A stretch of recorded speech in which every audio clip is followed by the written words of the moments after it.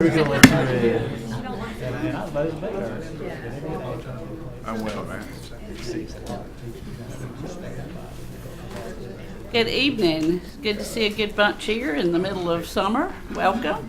At this time, I'd like to call the meeting of the Lee County Board of Commissioners to order.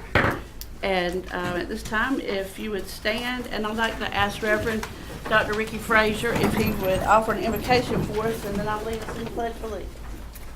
Thank you. Good to see you. Thank you. Let us bow our heads. Gracious and eternal God, our Father, we again thank you for this privilege and opportunity for us to come and together tonight. We thank you, God, for this Board of Commissioners. We thank you, God, for their leadership and their direction for our county. We pray, God, that you continue to bless them and bless the community at large. And we pray, God, that you continue to hold us in the hollow of thy hand. In Christ's name we pray, amen. Amen. Pledge allegiance to the flag of the United States of America and to the republic for which it stands, one nation, under God, indivisible, with liberty and justice for all. Thank you again. Okay, sure. Okay. Any additional agenda items?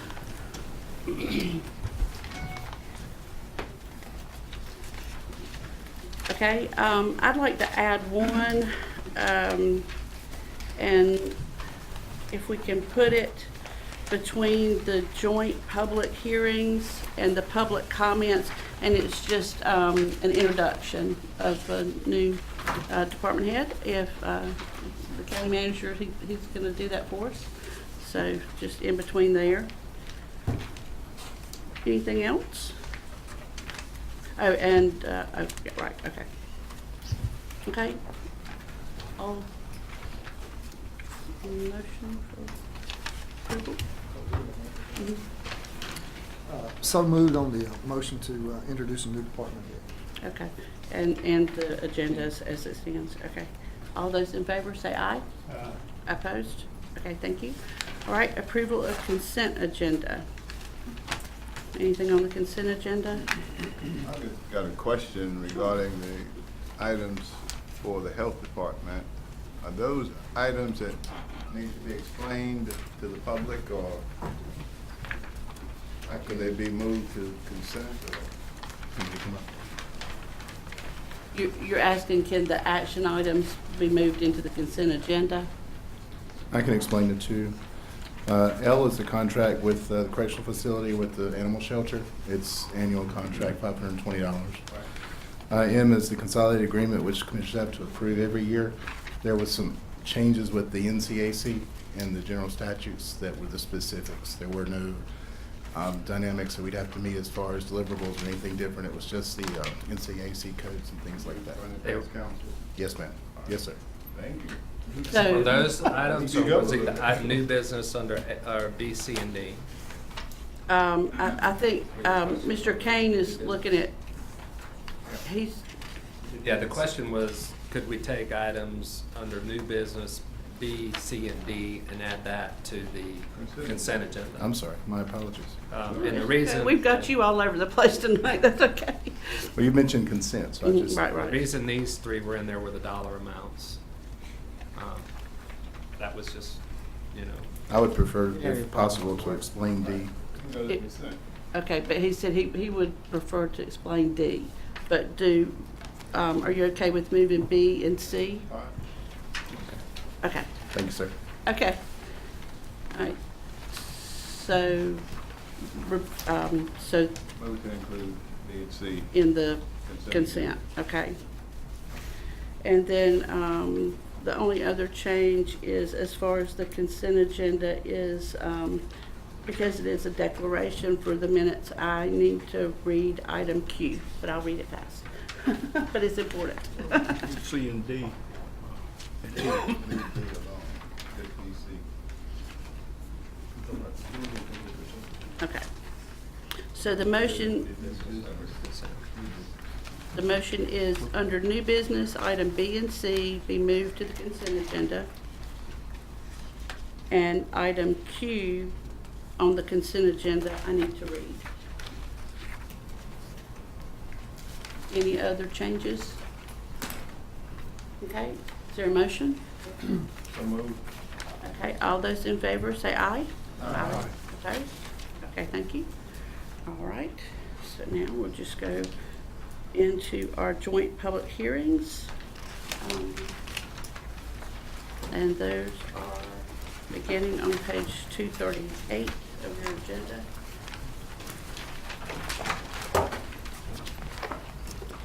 Ms. McNeil? The first is rezoning request for 5105 and 5108 Rex McLeod Drive, 5167 and 5618 Clyde Ryan Drive, and 2 adjoining lots within the Lee County Industrial Park. Good evening.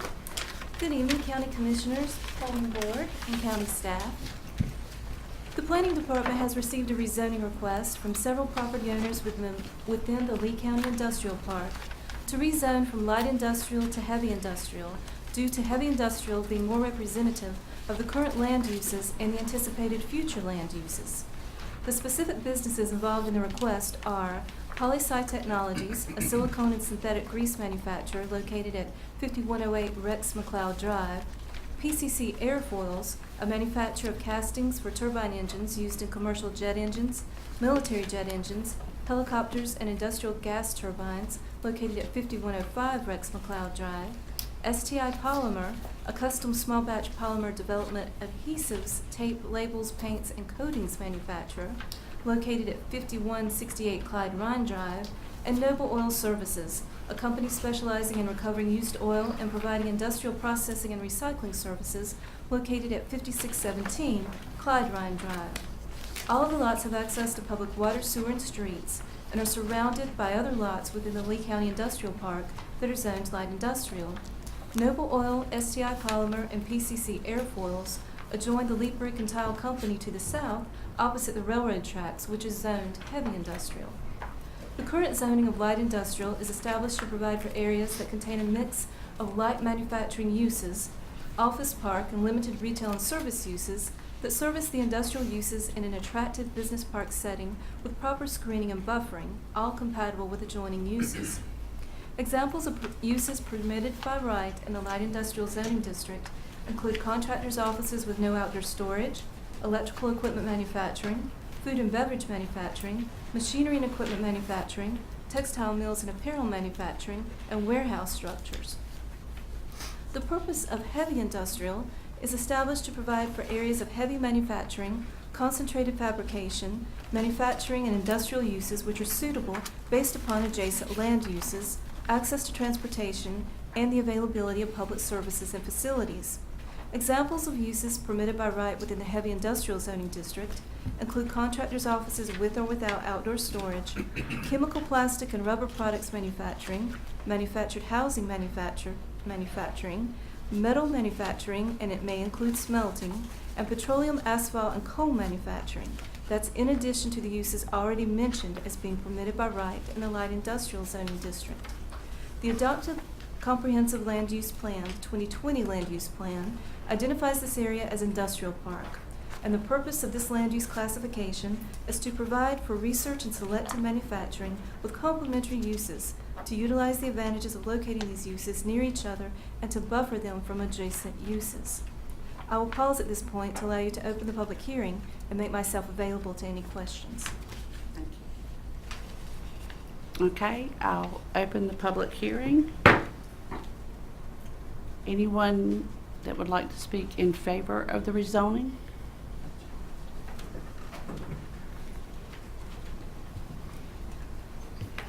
Madam Chairman, Commissioners, I'm Bob Joyce with the Sanford Area Growth Alliance. We're here in support of this rezoning request. We believe that this request is compatible with current uses and the future proposed growth at the park. Thank you very much. Thank you. Okay, anyone else that would like to speak in favor of the rezoning? Anyone that would like to speak against the rezoning request? Okay, I'll declare this public hearing closed. Thank you very much. Okay.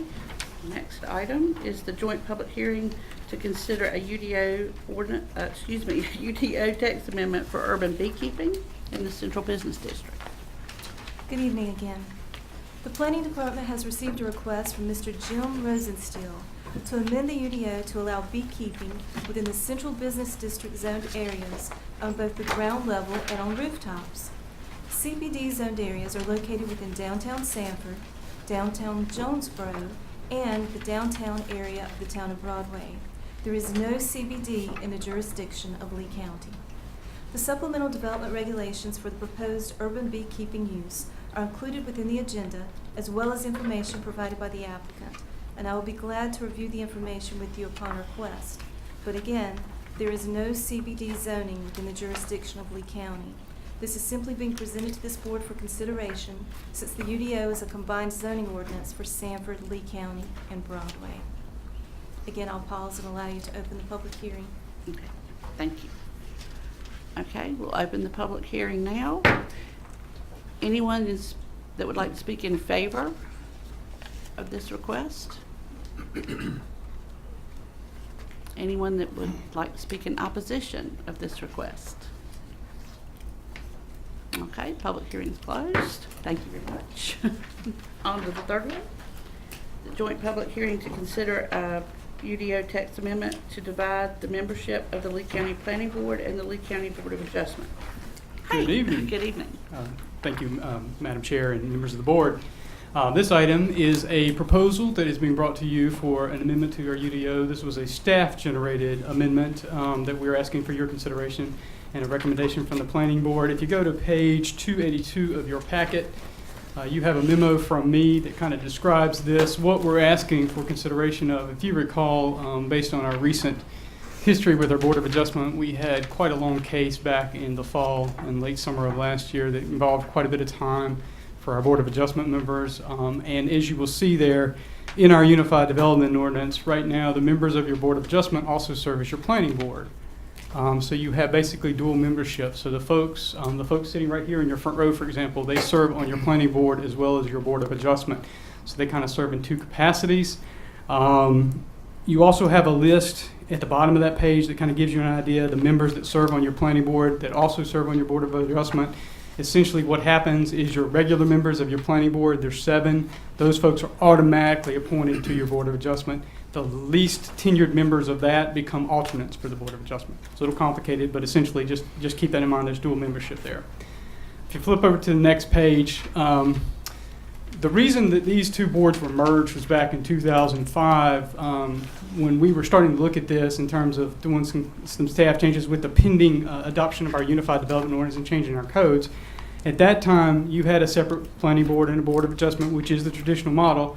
However, at that time, you were only getting 2 cases. We had 2 cases in a 5-year period. So it didn't seem like there was enough activity to keep your board active, keep them educated, kind of keep them involved with activity, and there was really no reason to keep a separate board. So we made the recommendation back then to create one board, combine the boards. There would be enough activity between what's happening with the planning side, with zonings, text amendments, and then what's happening with your Board of Adjustment side, with special use permits, variances, and that type of thing. Model worked great, has worked great up until now. The folks have been engaged. You have what they normally do is they have your meetings here where we do the joint hearings. We go back to the Gordon Wicker Room. They act on all the items as it relates to planning board, so it might be variances, rezonings. They close that meeting, then they reopen their meeting traditionally as the Board of Adjustment, and they act on those items separately in separate hearings. Because of the level of activity that we've had with both Board of Adjustment and variance and rezonings, we have asked them, we polled them back in winter, back around the holidays, to see about the idea of moving to separate nights for that. The other reason that we needed that is we need your attorney to be with us as well for Board of Adjustment cases because they typically do resolve quasi-judicial items. That has worked somewhat well. We have met on separate nights. They meet on the second Monday for Board of Adjustment, and they continue to meet on the third night for your rezoning as a planning board.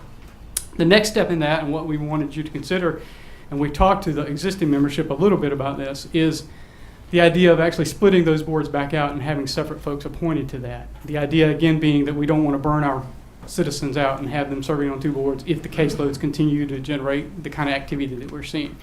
It is anyone's guess is whether or not we're going to continue to see that. We do think that we're seeing an uptick in our permits and we're seeing an uptick in our activity. So therefore, we do think that we're going to continue to see an uptick in rezoning cases and Board of Adjustment cases as well. So I'll pause there. You do have, in somewhat early draft form, a proposed amendment for your consideration for this public hearing tonight. But I just wanted you to understand this was generated by staff just as a result of the recent caseload we've seen, and it's something for you to consider. I would add that the City of Sanford, Town of Broadway, and most jurisdictions do have split boards, and they have that kind of model in place.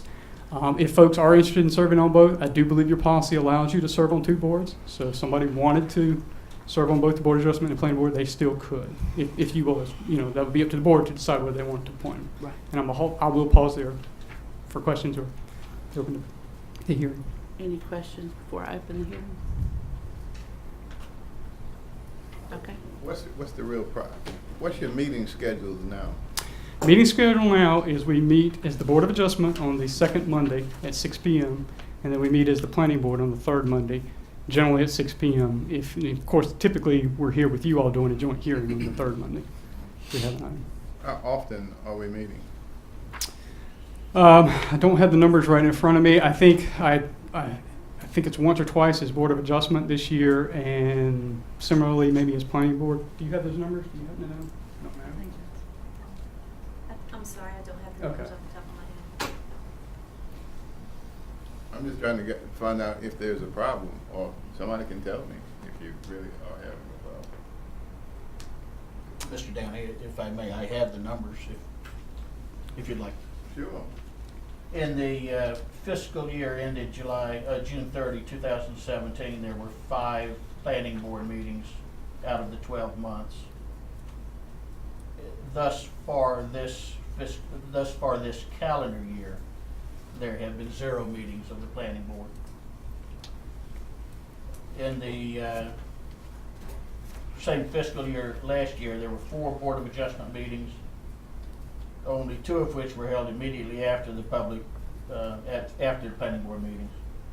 And the only meeting since January of 2017 was a meeting in May.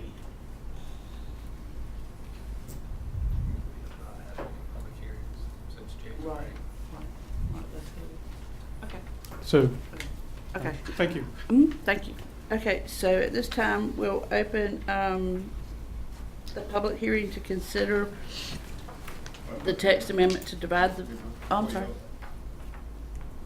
So we're being asked to separate the 2 boards. A staff recommendation to have a public hearing on that. What is the major concern? That's what What I heard is that projected to get busy is that's what I'm hearing. But I think the concern, I'll try to address that, Madam Chair. I think the concern was when we were going through the long hearings with the Board of Adjustment back last fall, there was some concern expressed by this board about the amount of workload for the boards that were at that time and the citizens that were on that. Now that has dropped off based on what you've seen since then, so it may not be as much of an issue. But what we were trying to do is kind of explore that and give that as an option to you to see if you wanted to explore the idea of separating those boards and appointing different folks to that, so you wouldn't burn those folks out if we get something similar to that again or some heavy caseload, because Board of Adjustment cases can be a little bit arduous to kind of go through. And Tip- also I'm sorry. remind the board that we're in a moratorium right now on the issue that caused that, and as soon as that moratorium goes away, Things will change. things will change. So I also want to just remind the board that you have staff that has to go to those meetings, and the more meetings that you have, the more time staff is going to spend in the evenings going to those meetings. So in Board of Adjustment meetings, we need to have the county attorney there. So you're adding meetings to that person as well. So you add boards, and you add time for the staff and everyone else. either way, it adds time. So, but Wait, you gotta set, tonight, let's say tonight, if you had the combined boards and they decide to meet at the Board of Adjustment, where, Whitney's gonna stay in here. So she cannot go to the Board of Adjustment meeting. And to some degree, to address that, we did go ahead and move that meeting to the second Monday. So we're meeting on second Monday, so she can participate in that. So we are having the separate meetings, and we're going to have the same amount of time devoted to the regardless. So the question really, all this does is whether or not you all would like to have a different membership. It's not a different board. The board exists. We already do those cases now. It's just right now the same folks who serve on your planning board also serve on your board of adjustment. So, if the feedback is that they're fine and they don't want to change that, or you feel like because the caseload is not as strong as it was that you don't need to make that change, that's fine. This is just an option you could consider. Sure. Okay. The other issue you have is what the two boards are set up to do. One is a policy making, recommending board, and the other one is basically the jury, Judicial. Mhm. that reviews that policy. Okay. All right. Thank you. Well, one observation is that there are only 2 additional people on between the 2 boards, the 2 alternates. Yes, sir. I mean, that's all you have. The rest are regular. They Just serve. give the option of the people if they want to serve on both or just want to serve on one or the other. Yeah, so what we would do is everybody who's serving now, we had polled them, although you had a couple of folks who have been appointed in July. But the other folks who have been on there for some time, we went to them and said, would you be willing to serve both boards? And they all said they would. And through attrition, if you decided to do this, what we would do is we would track that work through attrition. So whenever you made reappointments, they could apply for planning board, or they could apply for board of adjustment, or again, they could apply for both since you're allowed to be on both boards. But if somebody said, well, I'm really interested in planning board, but to the manager's point, I'm not really interested in being kind of like on the quasi-judicial side of things, you might have a different person who would apply for that. Then you all would have to point them to separately. It could give some flexibility. Give you some flexibility, right? Okay. Okay. Well, let's go with the public hearing and Sure. see what happens. Okay. All right. Open the public hearing. Would anyone like to speak in favor of dividing the membership of the Lee County Planning Board and the Lee County Board of Adjustments? Anyone that would like to speak against? Hey, how are you? Good evening. Good evening. Gerald Merritt, 2009 Traceway. I'd like to point out to you, this text amendment is designed to solve a problem that doesn't exist. Your board, as you just heard, has rarely met this year. They did have a tremendous amount of activity involved with the application from Little River. You currently have 7 people who have expressed their willingness to remain on both boards. I don't think it's been a challenge to anyone, including the staff. However, if you split the board up into 2 boards, you now have 12 people who have to be managed. That doubles the activity that you currently have.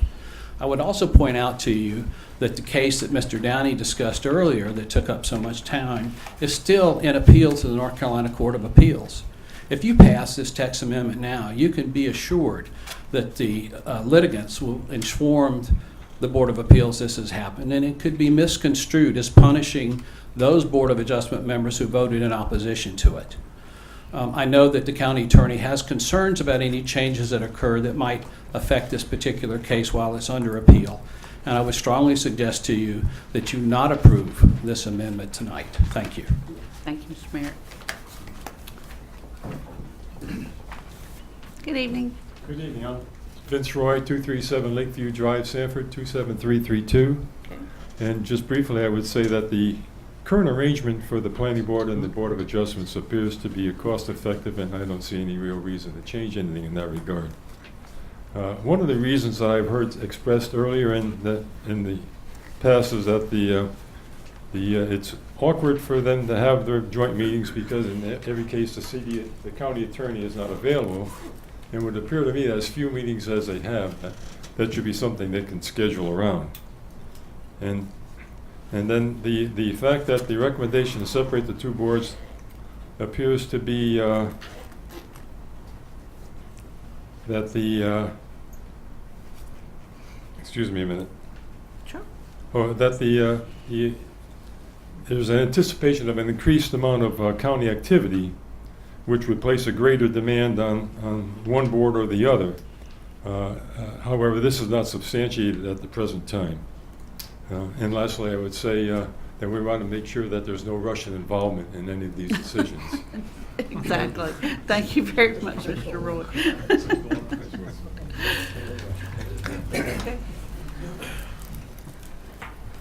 Good evening. Commissioners, I'll make mine very quick. You've already heard that. I'm sorry, name and address. My name is Bill Townsend, Towson. I live at 295 Fairway Lane in Sanford. Thank you. All right? Thank you, I'm sir. sorry. No. We've already been apprised of the fact that I doubt seriously if the planning board or the Board of Adjustment current have even discussed this. Maybe they have, maybe they haven't. We do know that they have all agreed to continue to serve on both boards. The uptick in growth, I really don't see the uptick in growth or complexity there. With the few meetings that they've had, I don't see this as being an encumbrance for anyone. I have to question the motivation for the timing of this. You've just got done electing 3 people or selecting 3 people for the Board of Adjustment Planning Board. And finally, I'm just curious, procedurally, how will this be implemented? And I think this is a question that should be posed by the commissioners to staff, because I read the words attrition and reapplication. That's disingenuous to put it that way, and I think it's something that would all down the road cause some problems. Thank you. Thank you, Mr. Townsend. Anyone else to speak against? Good evening. Good evening. My name is Sharwin Blatterman. I live at 4 The Point in Sanford. I don't have anything new to add to what has been commented. They've covered that very well, but I do want to indicate that I think this is an ill-conceived amendment at this time, text amendment, and I think the timing is terrible for it. I hope that you will turn it down. Thank you. Thank you, ma'am. Anyone else? Okay, I'll close this public hearing. And thank you, everybody, for your comments on the public hearings. All right, moving along to the next. Yeah. Yes, sir. Go ahead. This is something Just that. if you would dismiss them so they can go. Well, yes, by all means. Thank you for your service. Hope you guys have a good meeting, good discussion.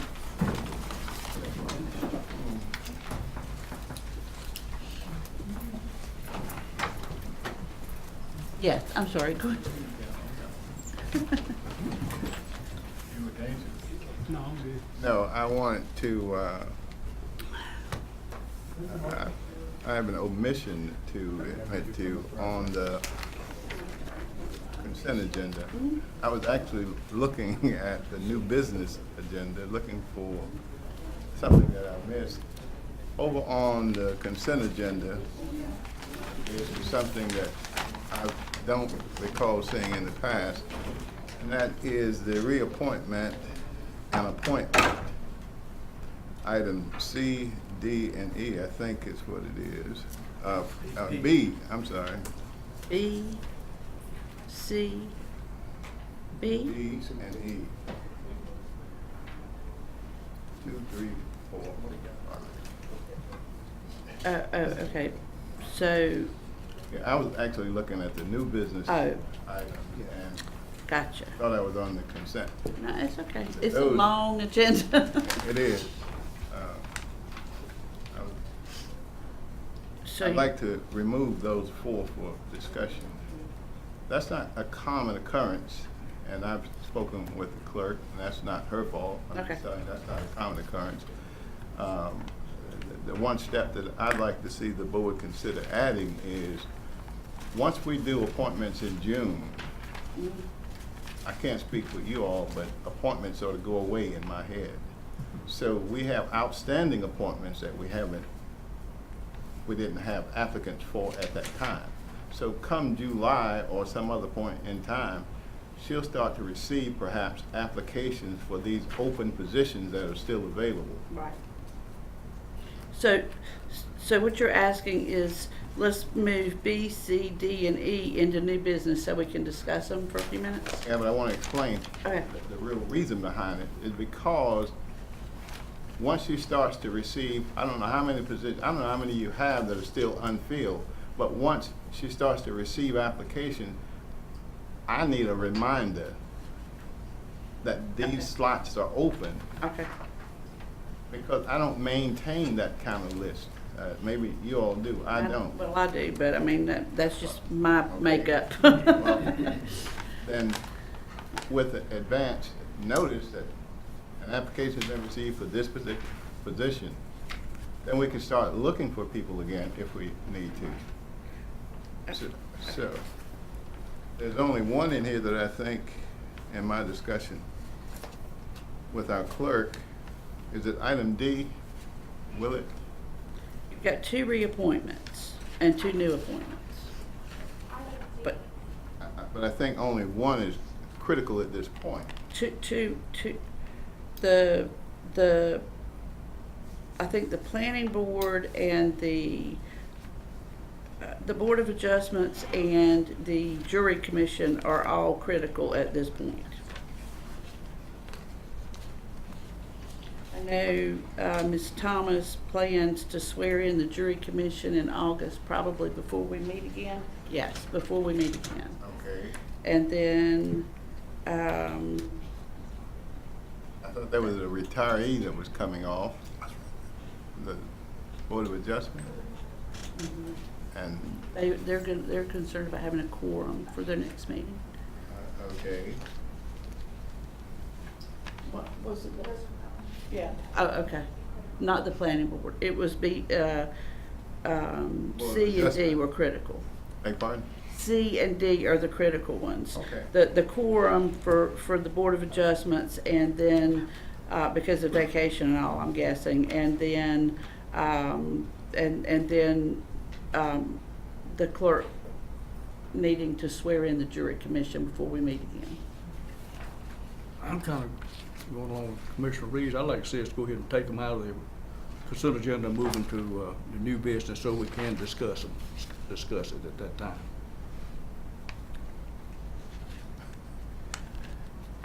I'm fine with the ones that are urgent, I Okay. understand that. But my point is different. But let's discuss those at that time. All right. Okay. What we're doing is approving board members by consent agenda. I don't think we need to do that. Basically because I don't know any of these people. Okay, all right.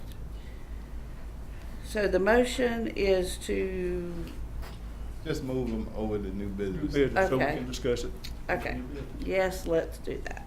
I think the proper, we basically have already made We've a already motion made a motion and to vote and approve the consent agenda. Right. Now you're gonna have to rescind Rescind that vote. motion. Yeah, I think you can reconsider it. Right. I think Mr. Reeves can make a motion. Because I voted in the affirmative, so I have the right to bring it back to the table. Okay, Full vote. So Okay. he's making a motion to reconsider the consent agenda vote. okay. Okay, all those in favor say aye. Aye. All those opposed, no. Okay, so we'll move those over. Now you need to they need to make a motion to Move approve the consent agenda minus the items they want to put in the new business agenda. So moved. I promise I'll still vote for now. Okay, all those in favor of moving, the items B, C, D, and E from the consent agenda, move them to the new business, and they will be items, N is the resolution, so they will be O, P, Q, R. All those in favor say aye. Aye. Opposed? No. Okay, all right, where are we now? Public comment, I think. Yes, thank you. Did you want me to do the announcement? Yes, let's do that, because that was what we did. All right, at our last meeting, we said goodbye to Brenda Potts, our DSS director, and tonight we get to welcome Angelina Noel as our DSS director. So Angelina's in the back. Angelina, stand up, introduce yourself to the board, say hey. Things going well? Well, I'll say I hit the ground running because we had a very, very rough couple of weeks, but learned a lot already. And, Good. everything's going very well. Good, good. She didn't have to call me, so it may have been rough, but not rough enough to call and ask for help, so. No. She's in good shape. New DSS director. Yes, she is. How long have you worked for the county? I've worked 12. for Lee County, a little over 10 years. I started in Cumberland County and I was there for less than a year. So DSS experience I have almost 12 years. Yeah. Congratulations. Yes, Thank thank you very you much. very much. Glad to have you where you are now. Thank you. And staying with us, thank you. Okay, one other quick question. Yes, sir. Consent agenda. Are you gonna read Q? I am, but I was gonna do the public comments first in case they need to go on. All right. But I think, Mr. Merritt is first, but I think he really intended his public comments to be part of the public hearing, so I will double check with him on that. But, and Sharwin, Blatterman was also, she was also part of that. So, last but not least, Dr. Frazier. Madam Chair and Board of Commissioners, I come humble tonight. I'm reminded of Luke 17 where it says that Jesus was traveling through Galilee and Samaria, and while traveling, there was 10 lepers who cried out to be healed. And as they cried out, Jesus said to them, "Go and show yourselves to the priest." And as they left, they realized that they was healed as they went forth. And after which, there was one that came back to give thanks. And Jesus said to them, he says, "Was that not 10? He says, "Where are the other 9? Well, I'm that one who have come tonight to give thanks to this Board of Commissioners for the appointment to the Board of Trustees for the college, community college here in Lee County. Certainly, I want to thank you for your votes and for your confidence in me. And not only that, but I want you to know that I uphold the integrity and the character of the Board of Trustees for the community college. And also, while I'm standing, I want to thank all of you for your support and thank you for the work that you're doing in the county of Lee. And certainly, I know that you all will continue the fine work that you are doing now. And I want to know that I'm humble to all of you for your work. Thank you so much. Thank you, Dr. Frazier. Another 9 might be in the parking lot. Careful. All right. Okay, so as reminded me, I would like to read this proclamation that was in our consent agenda, but I'd like to have it on the record. It's the proclamation for July as Parks and Recreation Month. Whereas parks, greenways, and open space provide a welcome respite from our fast-paced, high-tech lifestyles while protecting and preserving our natural environment. And whereas parks, nature trails, open spaces, community and cultural centers, historic sites, and playgrounds make a community an attractive and desirable place to live, work, play, and visit, and contribute to our economic vitality. And whereas these facilities contribute to our efforts to improve the quality of life in North Carolina and in our community by preserving open space and promoting an appreciation of our state's natural resources. And whereas parks, recreation activities, and leisure experiences provide opportunities for young people to live, grow, and develop into contributing members of society. And whereas parks and recreation create lifelines and opportunities to continue life experiences for older members of our community. And whereas parks and recreation agencies provide outlets for physical activities, socialization, and stress-reducing experiences, and contribute to a sense of community. And whereas parks and recreation agencies touch the lives of individuals, families, groups, and the entire community with positive impacts upon the social, economic, health, and environmental quality of our community. Now, therefore be it resolved that the Lee County Board of Commissioners proclaim July as Parks and Recreation Month and encourage all citizens to celebrate by participating in their choice of pleasurable activities to find refreshment in their leisure.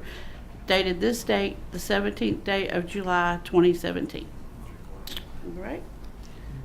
And we've already approved the consent agenda, so this has already been approved, but I just wanted to make that part of the record and challenge everybody to go visit one of our parks.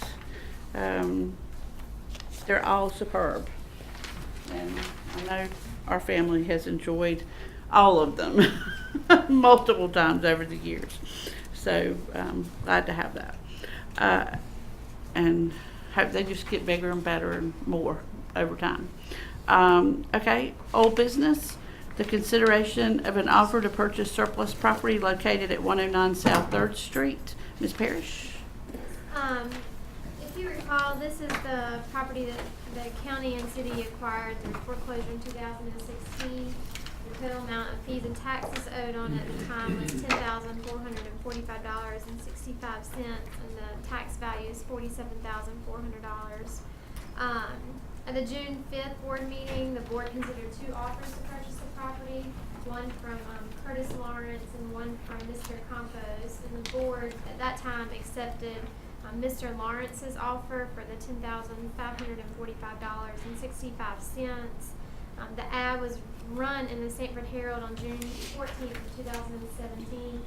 And Mr. Campos then submitted an upset bid offer of $12,100, which satisfied the he had to raise the bid no less than 10% of the first $1,000 and 5% of the remainder. And at that time, with the the money he had already put down, he then paid the advertising costs and bid deposit on the new offer. And at the June, just for your reference, at the June 6, 2017 City Council meeting, the City Council deeded the county their portion of the property, so we can sell it and then distribute the proceeds to the city. So at this point, just asking if we can approve Mr. Campos' upset bid offer and then re-advertise it. Any questions or comments for Ms. Parrish? Move to approve. Okay. Any discussion? All those in favor say aye. Aye. Opposed? Okay, thank you very much. Okay, new business, that one. Mr. Sloan.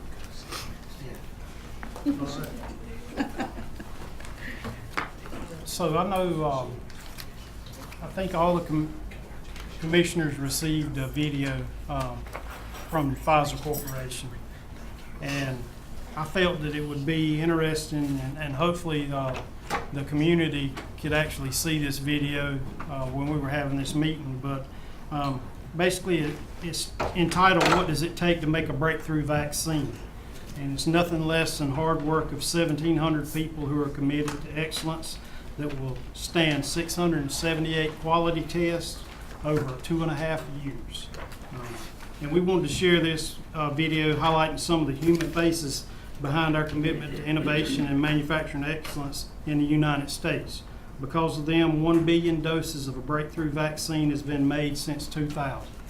And that 1 billion doses, that is a huge number. But this video showcases work colleagues in the manufacturing plant in Sanford. The beginning individual that starts this out experienced pneumococcal pneumonia when he was a child. And so all the other individuals in here are either children of individuals that work at the Sanford site or they're actual employees there. And I just thought that it was great that Sanford was chosen out of all the 12,000 employees in the United States of Pfizer to host this video and showcase the employees here and the growth that's happening in our area. And so I hope y'all enjoy it. And it says a lot for the Prevnar 13 vaccine. If you're over 50 years of age now, you're entitled to receive that for the 13 different strains of pneumococcal pneumonia. And so I'd encourage you to look into it. But thank you. It's only a 2-minute video, and I appreciate your time. Roll tape. Roll tape. I was young. Put me on the payroll.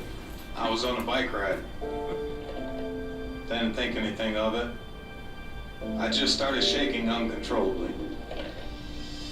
I knew something was wrong. I couldn't breathe. I got rushed to the hospital. Made me realize how precious, life is. That's something that I don't want anybody else to go through.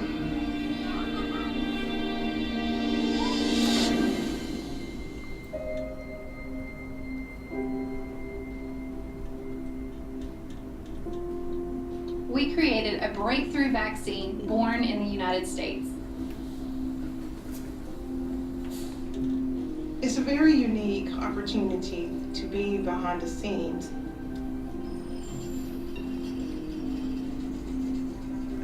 There's so many moving parts. If just one small piece is off, it will jeopardize the years of work that went into making the vaccine.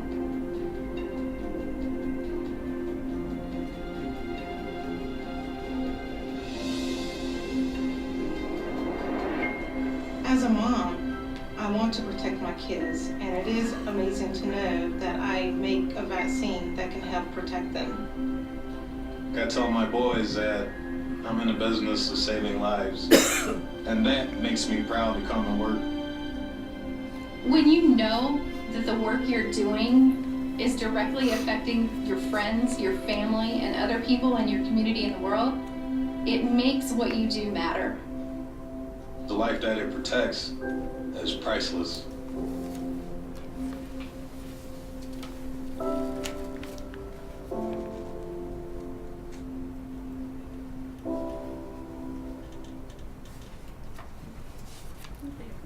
Very good. Well, we're certainly proud to have Pfizer in Lee County, without question.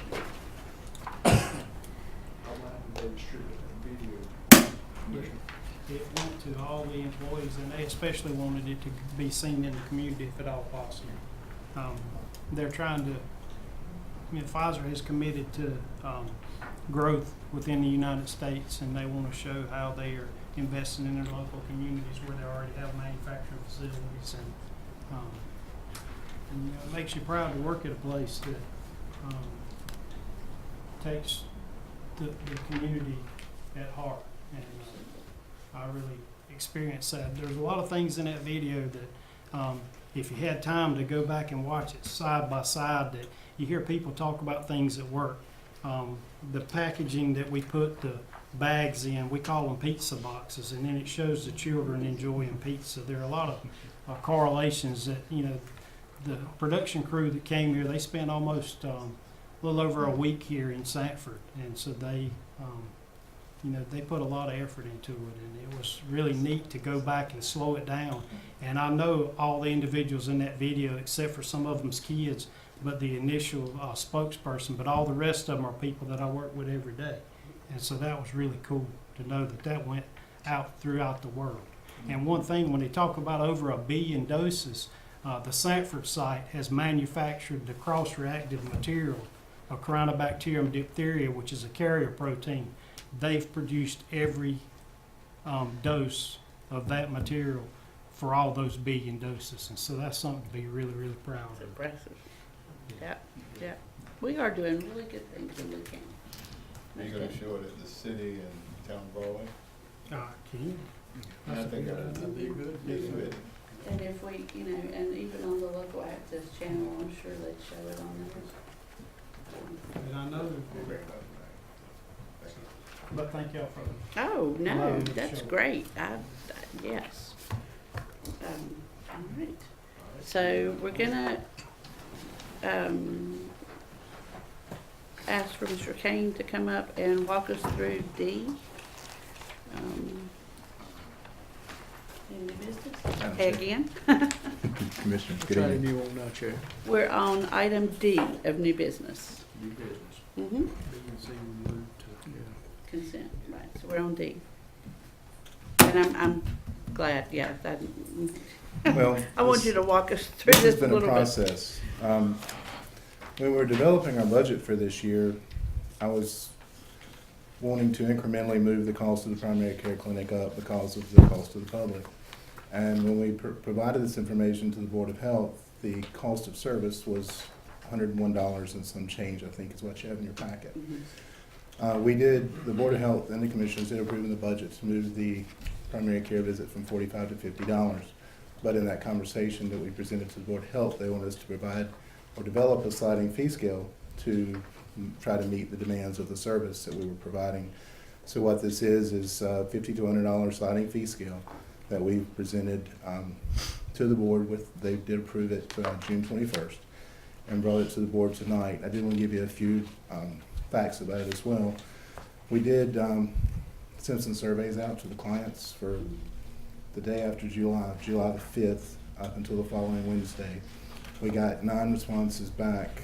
Just one was a little concerning. The rest said they totally understood the cost of the service. We did check with the primary care clinics in Sanford. The range starts from a level 1 visit starts at $100 and goes all the way up to a level 3 visit, which was $336 just for a primary care visit. We do see level 1, 2s, and 3s upstairs. I am for sure of that. This does provide an opportunity to receive more revenue, but it provides an opportunity to allow us to recoup some of the funds we're using to provide the services as well. And based on what I saw, it's not like you're making a huge profit off the sliding scale at all. We found out through, and I said 100, Helping Hands Clinic actually they do charge primary care visits themselves, and it is $60 a visit there, so we are actually cheaper than the Helping Hands Clinic as far as the flat rate. Andre, you want to weigh in on this at all, or? The flying C scale is something we've already used. We're just applying it. We use it in our child health, maternal health, and family planning clinics, the exact same scale. So just moving it over to the primary clinic too? Yes, ma'am. So we're trying to help those that are in need, but we don't want to give every service to those that can afford it. That was our main concern. And a part of this also, Dr. Connect, is we were seeing, and it's in our policy, we were seeing out-of-county clients, but we should not be putting the taxpayers' monies to out-of-county clients. So we are going to update the policy to say all new clients will be from Lee County. Okay. So that was part of it as well. I forgot to mention. Okay. Any more questions or concerns for Mr. King? Will you be tracking those out-of-county folks? Yes, sir. They have to call and schedule appointments, so if we get the address, if they give us the address, we can tell if it's in the county or not. And they should have, there's not a county and state doesn't have primary care facility, primary care options where they are.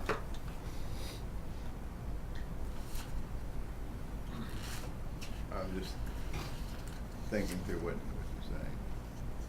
Okay. Anything else? Is there a motion? Move to approve. Okay. All those in favor say aye. Aye. Opposed? Thank you very much. Thank you for letting me explain it to you. Oh, no problem.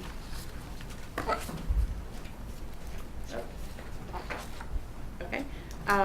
Item E, request for renewal of 3-year ESRI Small Government Department Platform Contract. Say that Madam 3 Chair, times. Commissioners, come before you to consider our renewal for our GIS software. Okay. Any, there's too much time for me to ask any of my questions because all of it's over my head. But anybody have any questions or concerns? What does Esri do for you? Ezra keeps me busy all day long. It is our main software. We visualize data. Mm-hmm. Well, and it, Man of many words. You make it sound so simple. I know, right? I start looking up all this stuff, and I'm like, I don't have a problem moving to approve because I know and realize how much Don used that software, or Mr. Colossus, and helped us during the coal ash situation. And having the ability to do that made our life a lot easier, and it also probably made it more valuable for the position we were in negotiating. So thank you for what you do. But I move to approve. any more questions or discussion? definitely makes things easier for me to understand, and you know how hard that is. Okay, all right. All those in favor say aye. Aye. Opposed? Thank you very much. All right. Moving on, request to approve year 3 funding for Microsoft Enterprise Agreement. And I think Mr. Yes, Crumpton's taking this from Mr. Edwards. Yes, Mr. Edwards is out on leave. His wife had a baby recently, so he is at home playing Mr. Dad. So all our computers that we operate are Microsoft based, so we have to have a license, and it's a sole vendor, and there's not a whole lot of negotiating going on. So this is the 3rd year of a 3-year agreement, and we're asking your approval on the $90,608 to continue this for 1 more year. Move to approve. Any questions or comments? You said it's just 1 year, we have to do this year, we do this year? Well, actually, next year we'll be talking to them about another 3-year renewal. Gotcha, okay, thank you. This is in line with what we did last year as far as this amount. Yes. Yeah, all 3-year payments were the same, it says here. Yes, they were. Okay, all those in favor say aye. Aye. Opposed? Okay, thank you. All right, item G, request to approve payment with Tyler Technologies for the Munis Financial HR Tax Management Software. Again, I guess Yes, ma'am. This software drives our tax billing, our payments, citizen access, and record keeping basically for all our financial and tax operations. So once again, we're committed to Tyler, and this is sole sourced. The annual support agreement for 2017-18 is $89,487, and I'll say this for both of these items. These were items that were in the budget, so you're just authorizing to make the payment from his budget. The 89, it's just like the other one, it's an annual thing. Yes. Move to approve. Okay, any more questions or comments? All those in favor say aye. Aye. Opposed? Okay, thank you. Request to accept tax collector settlement, adopt resolution, and charge tax collector with 2017 taxes. Michelle. Hey. Good evening. Good evening. Commissioners. First of all, I'd like to thank all of you for your support this past year of the tax office and all the nice new technology we have. It's keeping us very busy. I'd also like to thank administration for their support as well. I'd like to thank my staff for their dedication and determination in the job that they do every day. And I'd like to thank our citizens for paying their tax bills. 99.08. Yes. Congratulations. Thank you. We have been wanting to hit that 99% mark for a long time, so we were very excited. We're going to celebrate soon. Well, you should. Let you all know when we're doing that. Come see us. We already know you already sent your Yes, tax bill we out. celebrated by starting another project, right? Okay. Yes, the tax bills are in the mail, in case Yep. you didn't get yours. Out there in the mailbox. Yeah. So we're very busy. We've had a very busy day today. Okay. Busy phones. Okay. Well, I'll take you through the documents in your packet. As you know, annually, the tax collector is required by statute to bring a settlement to the board and also to seek a charge for collecting the fiscal year taxes coming up. So the first document you have is an affidavit stating the amount of taxes collected and the amount left uncollected for fiscal 2017. And as you can see, we had a very good year. Overall collection percentage, we're at 99.08. We collected 99.31% on personal property. That is really amazing to me. And in real property, we collected 98.98% and 100% on our corporate utilities. So that's the first document you have there.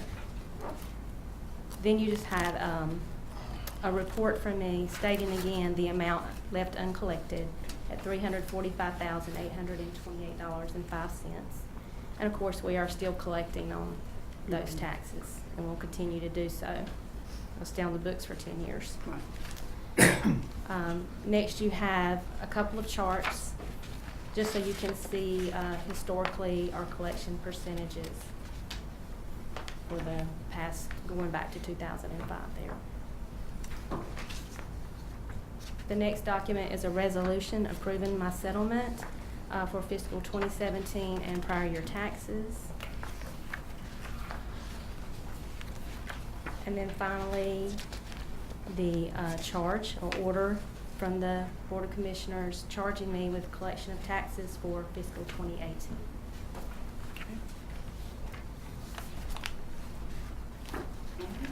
So, looking at our attorney, do we need a separate motion for each item? Yeah. Okay, just to make it clean. Okay. So, I need a motion to accept the settlement presented by the tax administrator. So moved. Okay. Any questions or comments? All those in favor say aye. Aye. Opposed? Okay. And a motion to adopt the resolution. So moved. Okay. Questions or comments? All those in favor say aye. Aye. Opposed? And then motion on charging the tax collector with the collection. So moved. Okay. All right. All those in favor of charging the tax collector with collecting the 2017 taxes, say aye. Aye. Opposed? All right. Thank you very, very much. I got a question for you, and Yes, I bet you can't answer it. Maybe not. Last year, on your real taxes, do you remember what the total was on that?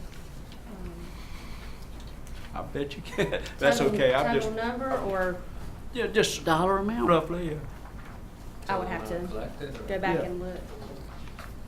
I'd have to go back and look, but I'd be glad to. No, that's all right. I just thought maybe you might know off the top of your head. That's fine. Thank you for the job you do. Yes, Thank you. ma'am. Fine job. We Yes, appreciate it. ma'am.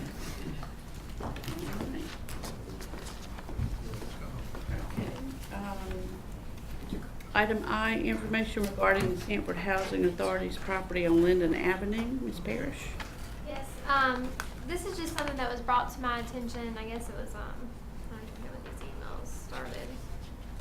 Back in the end of June, Shannon Judd with the Sanford Housing Authority had contacted me in reference to lots 55 and 56 on Linden Avenue. The county sold to the Sanford Housing Authority those two lots back in 2012 for $40,000.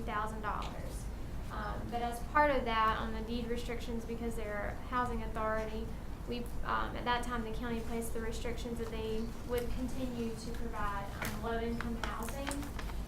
And if they did that for a period of 25 years, then the property would revert to the Sanford Housing Authority, or would be given to the Sanford Housing Authority in fee simple. However, if they, the way the deed is worded is that if they don't use it for that public purpose, then it reverts back to the county. I provided my emails with Ms. Judd. It appears to me that they are not using it, well, I know they're not using the property currently, and I'm not sure that they ever had. And she had asked if they could sell the property and work with a realtor. And it's my opinion, looking at the deed and looking at what the county can do, is that they can't sell it.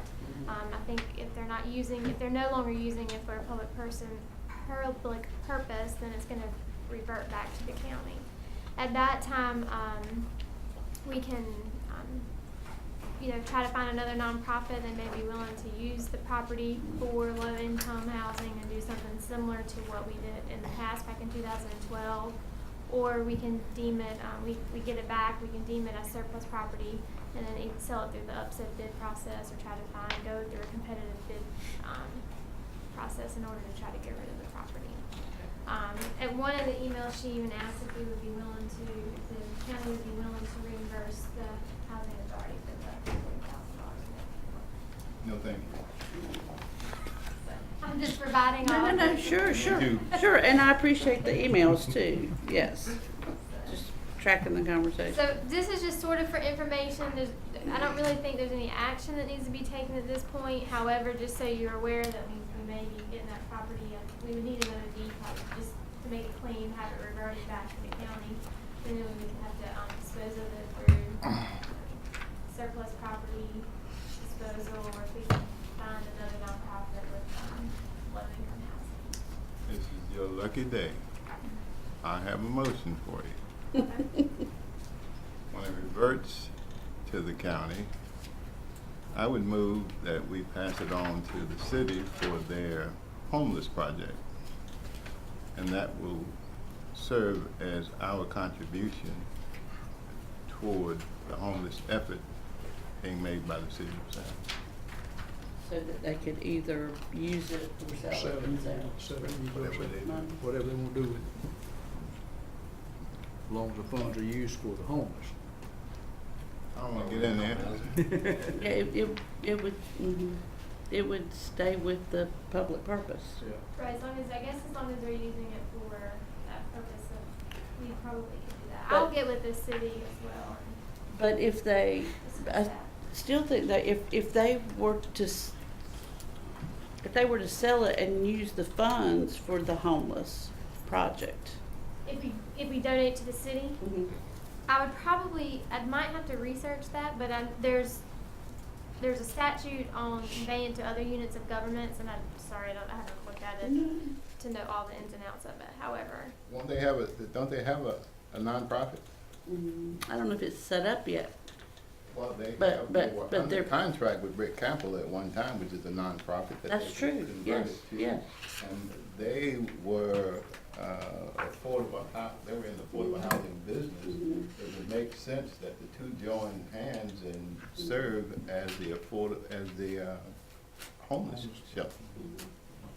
Well, and I guess if it reverts back to us, since she's saying they're not gonna use it, the Sanford Housing Authority, And we're not then gonna we pay. could, then in the deed to the city, we could just make that. To the city or to the nonprofit. I mean, I think that's the part you work out, whether they want it to go directly to the nonprofit or go directly to the city. But I think it shows our good faith interest in resolving the homeless shelter problem. yeah, I'll definitely research that and get with everybody. The city. And in the meantime, I'll talk to the mayor, and I'm hoping to attend the homeless task force meeting. I'm hoping you can take the deed with you. Okay. This is the motion. Okay, okay. All right. All right. So there's a motion on the floor. Any more questions or discussion on that?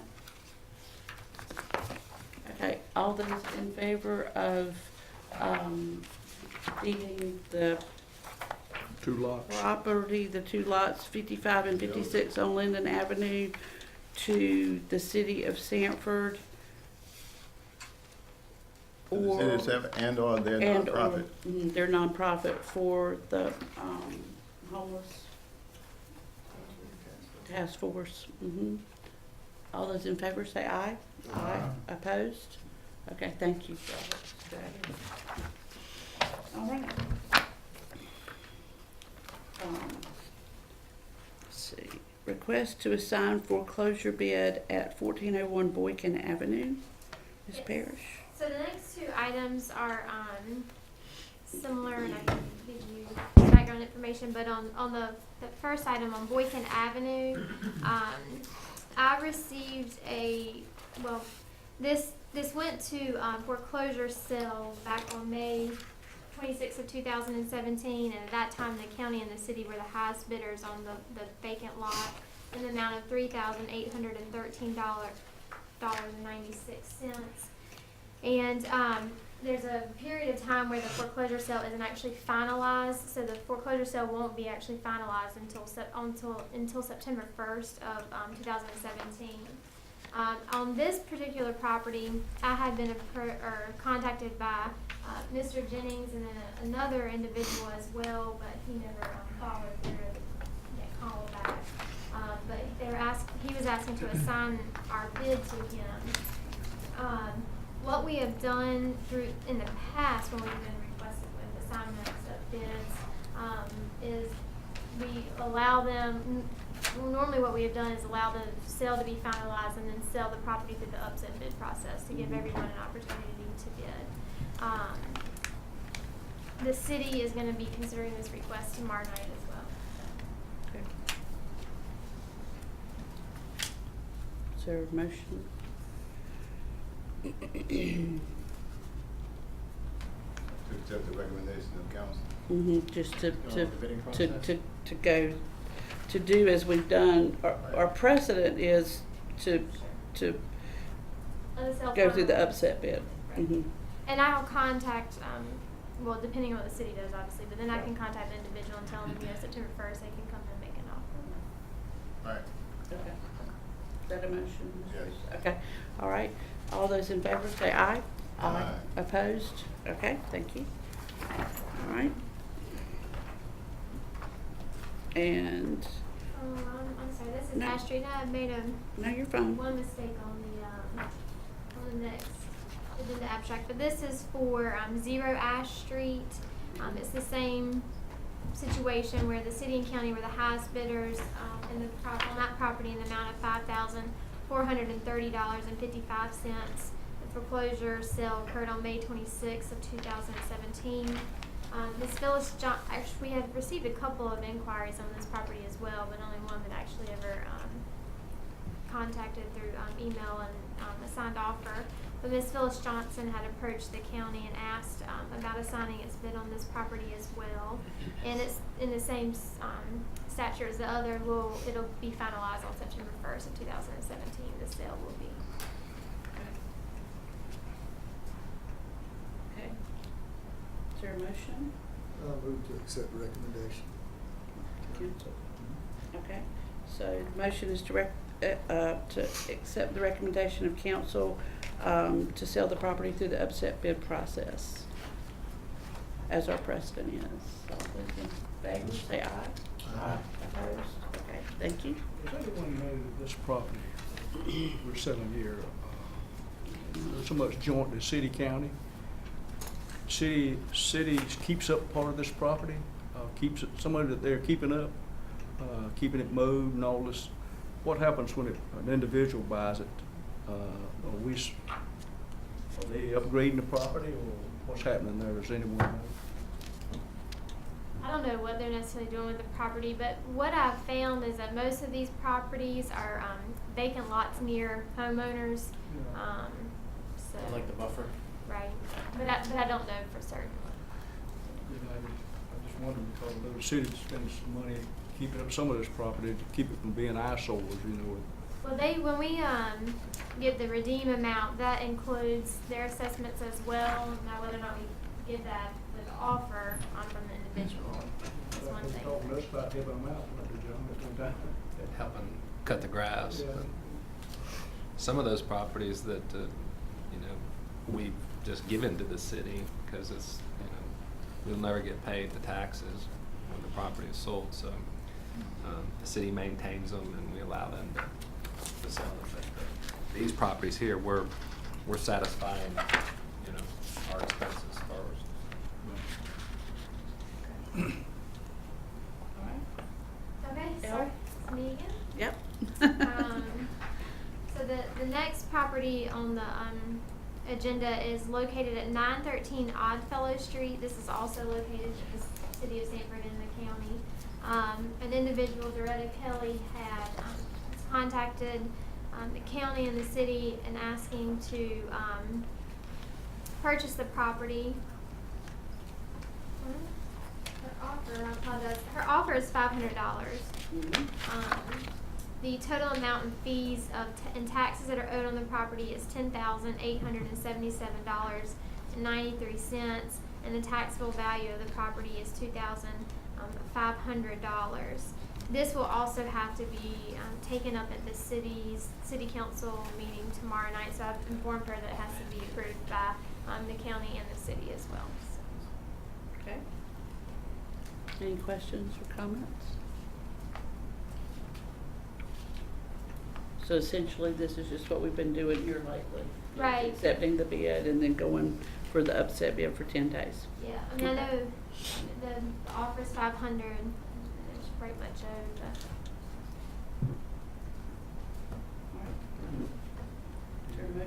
accept the resolution. Okay. All those in favor say aye. Opposed? Okay, thank you very much. All right, information regarding consideration of amendment to the Sanford zoning map at 413 Carbington Road. Mr. Crumpler. Yes, ma'am. On page 376 is the agenda item and the attachments. We get a lot of these notices recently inside the city limits where we own property. And I just thought I would give this to you as information so that you know that there's a single-family development going in off of Carbington Road, and we'll be the adjoining property owner of, well, not a lot of property, maybe 300 yards, based on what I see there. So, but we still have the creek that will separate us from the property, but there is some residential encroachment there at Kiwanis Family Park. So that's just there for your Just information. and you know, had staff at their informational meeting last week, and it appears to be a nice development. It's not going to be cheap housing, so. Do you know about the value of the homes, John? 350, 350,000? yeah, 20 lots. Wow, okay. All right. Okay. Sterling Developers is Mr. Stewart. Mhm, yeah. Okay. Here. Mhm, yeah. If you guys will indulge me just for about a 5-minute break. My voice is running off. Okay. So we'll break for like 5 minutes. Okay, thank you.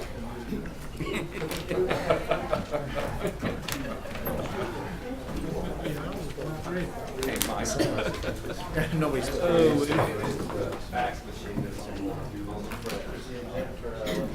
They already went through our year. What you doing? Oh, word. Hey, Don. Yes. That's fine.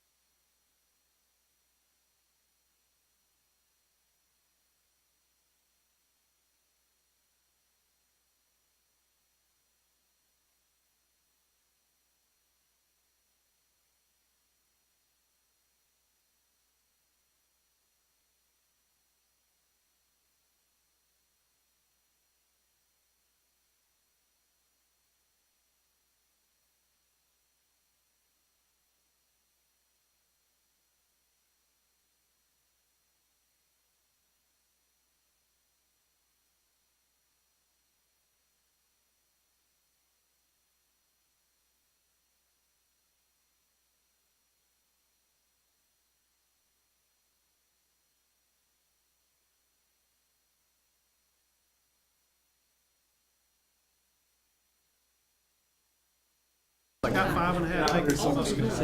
See, this is Pete. We got a winery and top and the windows.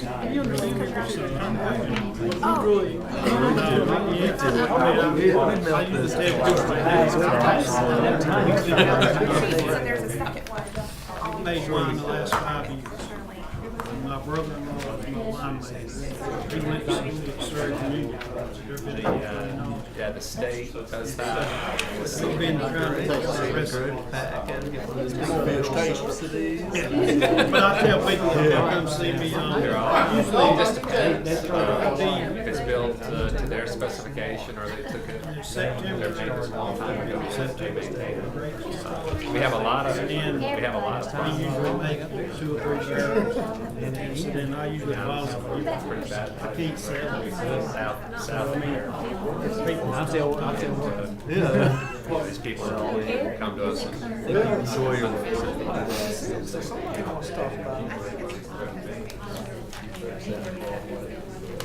What did you all put down? Pretty good. Well, yeah, I don't like them. I'm trying to get that. I've been trying to pay for it as I go. How was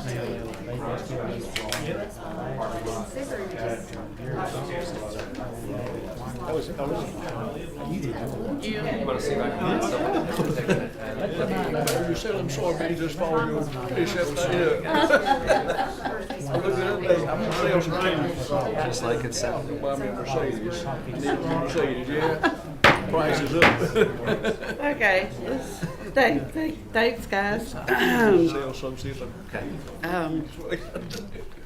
Let's see, let's go on into the preliminary financial report. And Mr. Crumpton for us here. Yes, Ms. Minter is I just had them as OPQR. just next. Oh, I'm sorry, you're right, I'm so sorry, yes, thank you, thanks. Maybe the break was a little too long or not long enough. Before you start, Yes, sir. we ought to have the discussion about what we're dealing with. Okay. Yes. I'll try and start again. Okay. Explaining what my concern is. Number one, I don't recall any appointments being under the consent agenda without board discussion at some point in time, which I don't know that any of this occurred with the ones we're looking at. So I think that they were really just put out of place, shouldn't have been in consent. That was my point. And the reason I was asking for notification, in June, if you got 30 boards to fill and you only do 20, then there are 10 that will still be taking applications. I like notification when you start receiving applications on which one, doesn't matter which one. That way, it gives me an opportunity to look and see if I can find someone who would be interested in serving on that board. So that's all I was saying in regards to where they were. Consent is not automatic. Consent belongs to the Board of Commissioners, not to the department head and committees. So that's who makes the appointment, and therefore they ought to come to the board. 2 of these, I understand, are critical. I just do my page of that thing. Which one is it? What is it, C and D? It's the Jury Commission and the Board of Adjustments. Right. Those 2 I would consider. The other 2, the rest home and the, what is that, the Sanford Planning Board? See, I don't understand that one. That's an appointment that we make to their planning board because of the ETJ? We have 2 appointments to their planning board, but they must meet the ETJ requirement, which a map has been provided in your packet for. Well, those other 2, I think ought to be held up and give us an opportunity to look. Matter of fact, the manager and I talked this morning, I just got this ETJ map. I think all of you got one. Should, Yes, everybody's got one. Yeah, everybody's got one. We left it at your place today, and I think, when you hear 1 mile ETJ, you think it's 1 mile Yeah. all around the city, but it's not because Right. of annexations that have occurred over the years, and the county has never gone back and extend the 1 mile. That there's, when you look at that map, you realize there are, the territory for the ETJ is becoming limited. And I know we've gone for a while not have a representative on that board. Because I've tried to get people to serve and couldn't find someone that fit that criteria, within that. And that's, That's why the map's been produced, because we don't know, really, I didn't know what the 1 mile ETJ was at times. Years ago, it used to be 2 miles, but now it's 1. So I would ask that we hold up Which two are you saying are critical? well, here's, C and D. C is It was a reappointment, so I'm comfortable with that, here, this is my 2 cents worth and why I voted no on it before as far as,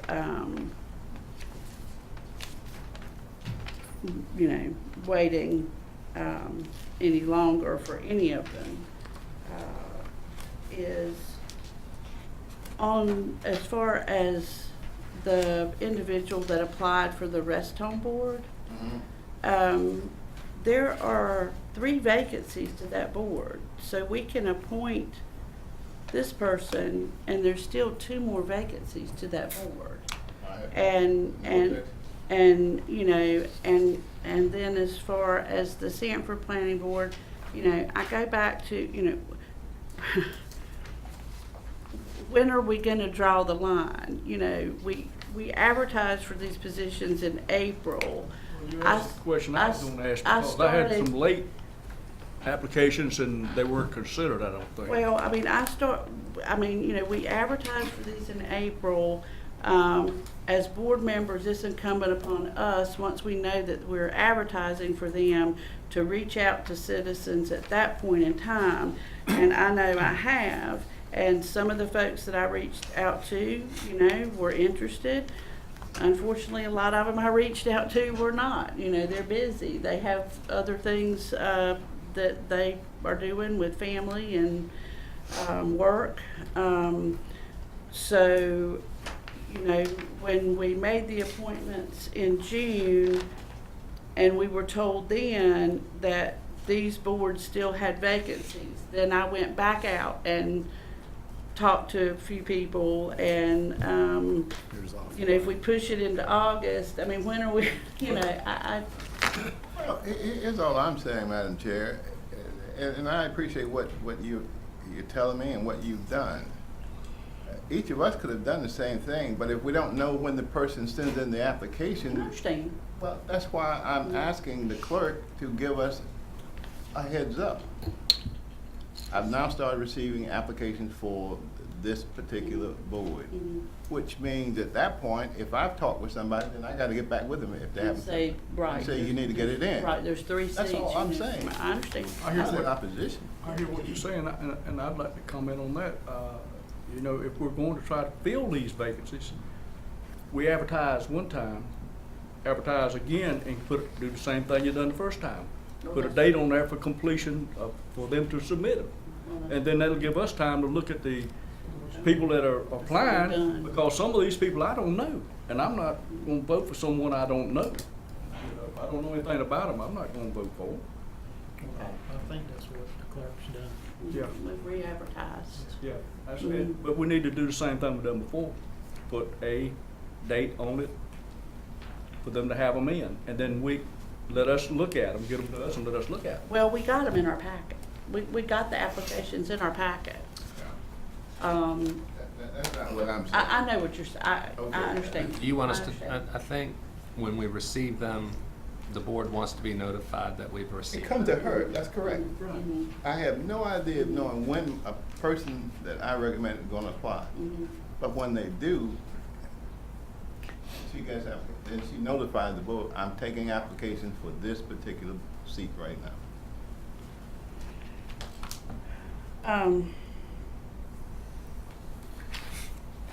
Well, I think, It's not a major problem. No, I know. I'm ready to move. And I'm not, I hope I'm not putting words in the clerk's mouth, but I just know kind of the instructions that I gave her was, after we advertised the second time and we still had all these vacancies, basically it was, you know, when we get an application in for a board position or committee position, please bring it before our board so we can fill these boards. And that's what she's done. You know, and that was my bad call to not make sure that it was on new business. Which, going It's not- forward, I can certainly, when I receive it, I'll go ahead and submit that information to the tax administrator to verify there's not any outstanding debt, to make sure they meet that qualification. And then upon that happening, I can go ahead and forward that application to the board, despite the process of where we are at in the agenda. So you have as much time, that much more time to consider that applicant. Yeah, what you told her is correct. What I'm saying, the one step that's missing, in my opinion, is notification to this board. We make the appointment. So would it help if, when she receives an application and forwards it, if she let us know when the close to receive applications was in that communication? Yeah, I mean, that's sort of, I think, all I'm saying. the closing, it already closed. Yeah, Right? these are after open. closing. Right. Yeah, these are. But my point is, if I wanted to be on the health board after June 30th, she gets my application. I'm suggesting that the clerk then say, notify the board, I have now received an application for the health board. All right, that puts us on notice. It will be on the next agenda, and if you have people interested, they need to submit their. Yeah, if somebody you think is qualified and they need to step it up, move it along a little quicker. Right, that's correct. That's all I'm saying. Well, and also maybe when, as soon as you, let's just use the rest home for example. As soon as you got that application and you let us know that you had it, say, okay, there are 3 vacancies and I've just received an application, so there are 2 more left. That's correct. So we know That's kind of the scorecard basically. That's correct. Okay. Certainly. Okay. I just want to make the point, they're not consent agenda items unless the board is already given up. Understood. All right, Understood. thank you. Oh, thank you. So, What we're talking about now is doing C and D tonight. Is that what we're talking about doing? Well, you can do, you can do them all of them. we're gonna have to vote on all of them now that we've put them on new business. Correct? You don't have to vote. You ha- we You can vote to. You have to vote on something. I'll offer a motion Okay. for, if I can find which one's it? I'll offer a motion to approve B, C, and D, and entertain the ETJ position at the next board meeting. Okay. Table that. Okay.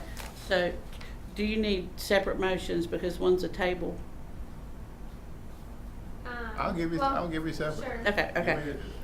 The B, C, and D, I move to approve. Okay. All right.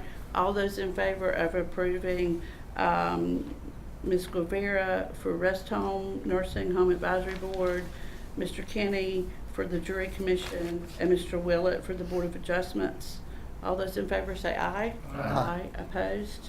Okay. And then the request for the appointment to the Sanford Planning Board be tabled until the August meeting. Correct. Okay. All those in favor say aye. That's for the next meeting. Right, August 21st. Okay. I want to ask a question while we're talking about this. I had several people that I had talked to that submitted applications to this board that were late. I want to know any of those in this consideration here. Are they? What happened with those after after we made the appointments at the June meeting? They were sent a letter along with a list of current vacancies that were still available on the board, asking them if they were interested in any of those vacancies to please submit an application, or if they had any questions to contact me. For any other boards that had openings? Correct. Right. But they were not considered for the one that they submitted for late? Correct. But What we're doing here is approving some that were submitted late. Well, no, I think the confusion is if, let's just say you have 3 vacancies, 3 people send their application on time and 2 send in late. The 3 people that send it on time get the first. No, that's not what I'm asking. I'm asking, there was some that were submitted for some vacancies that were, you didn't have, the board wasn't full. Well, then they would go on even though they were late. They could bring them back. Yes, And we did put some late ones on, Yes, even if though there they were were late, if vacancies. there was vacancies available. Right. Yes, sir. Just Well, that like, was what just I was like asking, this. yeah. Right, yeah, we did do that. And I, So I think we always consider the ones on time first, and then the late ones, if there's still vacancies, yes? That's correct. That's what I was Correct? asking. Yeah. That's correct. Madam Clerk, was this the only application for this? For the Sanford Planning Board? Yes, sir. There's hard 2 to find positions that that. we have on the Sanford Planning Board. Those positions must meet the 1 mile ETJ requirement, and they have been vacant for a while. mhm. Yep, that's been a hard position to fill. But that No. makes sense when you don't know where the 1 mile lines are. That's why the map will help us Right. in making a determination. It's been a hard board to fill since I've been. Yeah. And I think, you know, for anybody that's watching or listening to this, and just a reminder to this board, is we still have, and maybe you could send that out if you don't mind. I can make a posting. You know, if you could send that out to us just to remind us, we still have, I know the Environmental Affairs Board still has a lot of vacancies.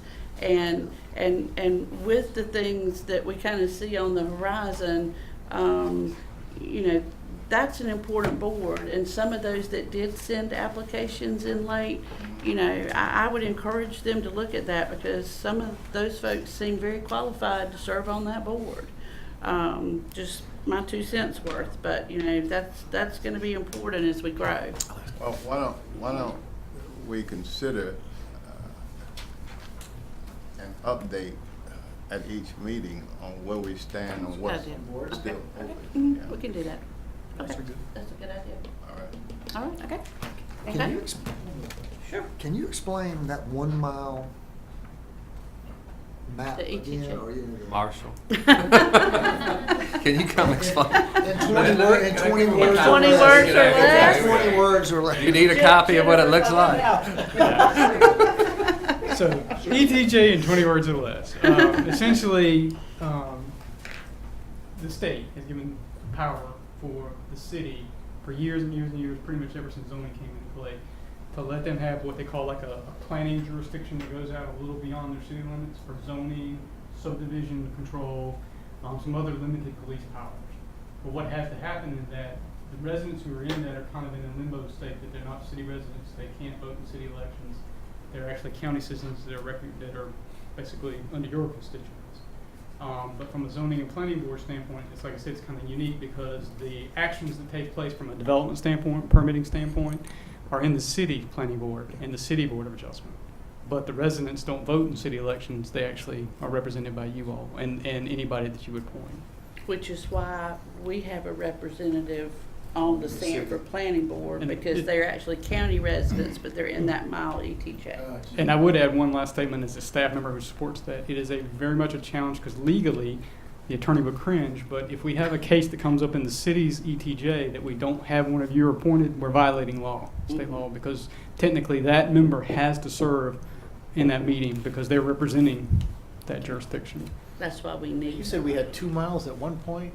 Yeah, years ago we did. Yeah, it Why used we to cut be it down to 2. 1 mile? The state did, didn't they? No, one of the No? commissioners got mad and said Oh. and said he had enough of the city. He wanted to reduce their power. Go back and look at history, it'll tell you. I think I remember that now. How does that reduce, you're just looking for people that live within that 1 mile radius, right? And it is very much a challenge. So if it's 2 mile radius, you're just looking for somebody in the county within a 2 mile radius. It has to be within that area that. Yeah, but see, what we have, you know, so that's the difference here is when it was reduced back to 1 mile, annexations have occurred. And as those annexations have occurred, we did not extend the 1 mile. And Sanford So Lee you- County is, I'm sorry, didn't mean to Go interrupt ahead. you. Sanford Lee County is not unique to this. Every place I've ever worked, this happens. Typically, your ETJ, as Commissioner Reeves said, years ago when this kind of started, everybody kind of went out a mile, 2 miles, 3 miles, and they created this. What happens 20, 30, 50 years later, as growth occurs, it just naturally kind of goes away because the city has expanded and taken up a lot of that 2, 3, 1 mile area. So you get these little bands Little pockets. that exist, and quite honestly, a lot of that pink area you see is probably undeveloped. So you're not going to be able to pull citizens from that. So there's only 2 or 3 neighborhoods that really fall within that. You got Clearwater Forest and Yeah, just a handful. St. Andrews. St. Andrew, right. So we get the same kind of folks over and over and over because God bless them, they're willing to serve. You know? Yeah. So it seems like the ETJ would automatically follow the annexation and move out. It That doesn't. was the theory. That was the theory. Well, see, one time it doesn't ETJ, happen. and this is where I do get fuzzy because it's been a long time since ETJ. I don't. ETJ has to be approved by you all, so the city would have to request it, but you all would have to approve it. And a lot of times, what's happened, for example, our Unified Development Ordinance, we have the same rules. So really, the need, to kind of, whether you're in the city or the county, you're kind of playing by the same rules anyway. So really, a lot of folks don't even know the city limit versus ETJ versus being in the county. Right. Here's the other problem. As you look at the pink areas, and as Mr. Downey said, some areas are not even developed.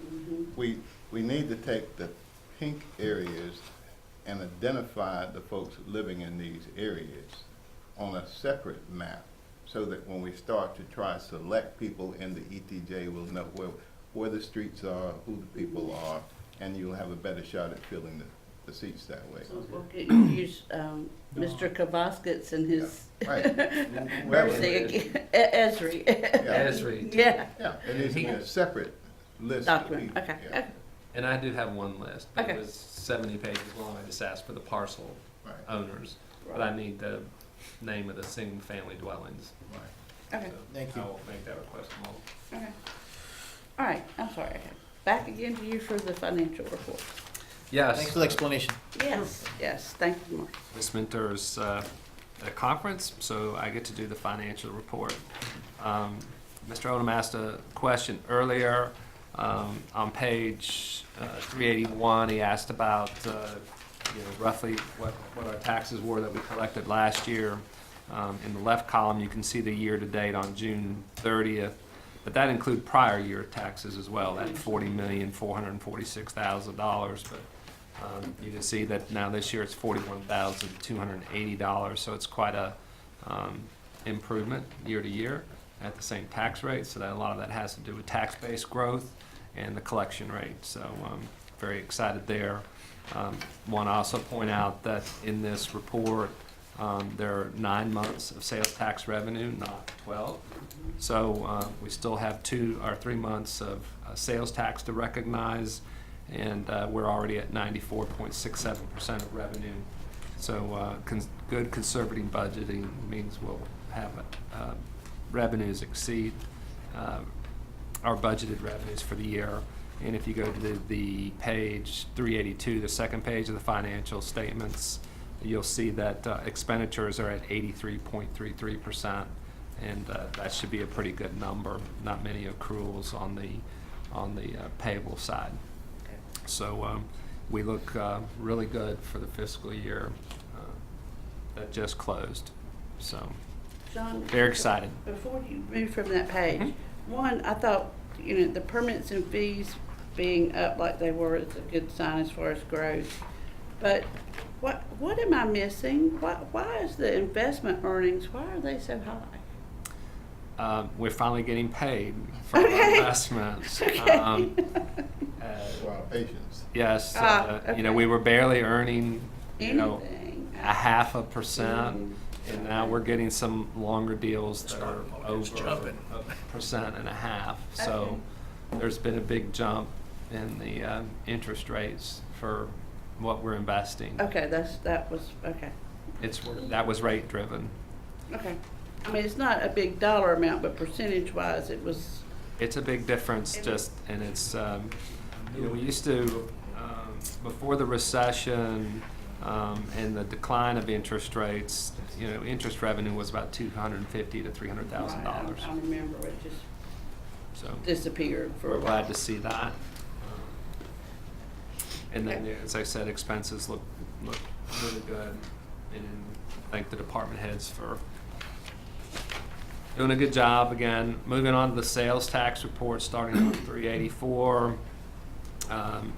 You know, with 3 months to go, we are at, as a percent of budget, let's see, where's the total? 87.9%. So again, we're going to exceed our budget. And then the thing that's really exciting, when you look on page 385, what the county is receiving, I like to look at Article 46, which is the second or fourth block down. Article 46 is the quarter-cent sales tax. The county receives all of those funds that are collected here in Lee County. And if you see the last 2 years, 16-17, the growth rate was 9.66%. And last year was 10.1%, and then prior to that was 7.14%. So the last 3 years of local sales tax growth has been pretty incredible when you look at those numbers. That's our school tax, isn't it? That's our school tax, and that has done very well, and it's growing very well. And of course, all of that goes to school debt. Before anybody gets any ideas, and that's the.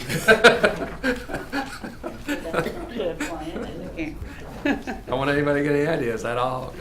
We've still got plenty of debt to cover, so it all goes to school debt. And that's the financial report. Happy to answer any questions. Okay. And Andrew's report? Yes, ma'am.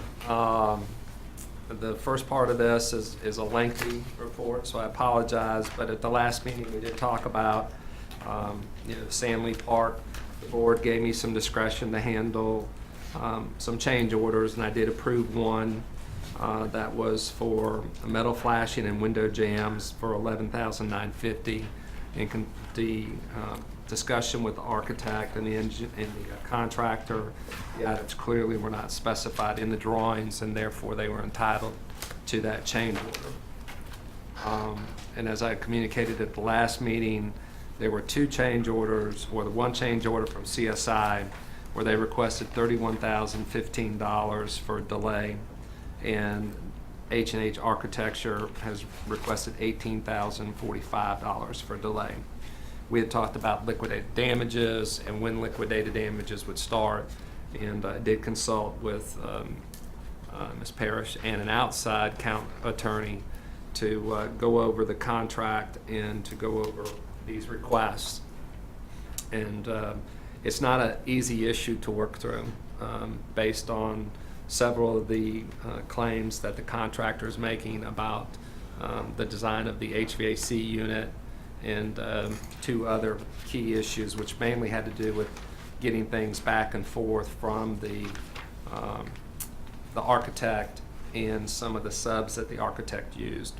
So you have some drawing issues that they request a delay on, the HVAC issue, and then the siding trims and flashing issue, which we paid them for, but that also delayed them on the installation of the siding.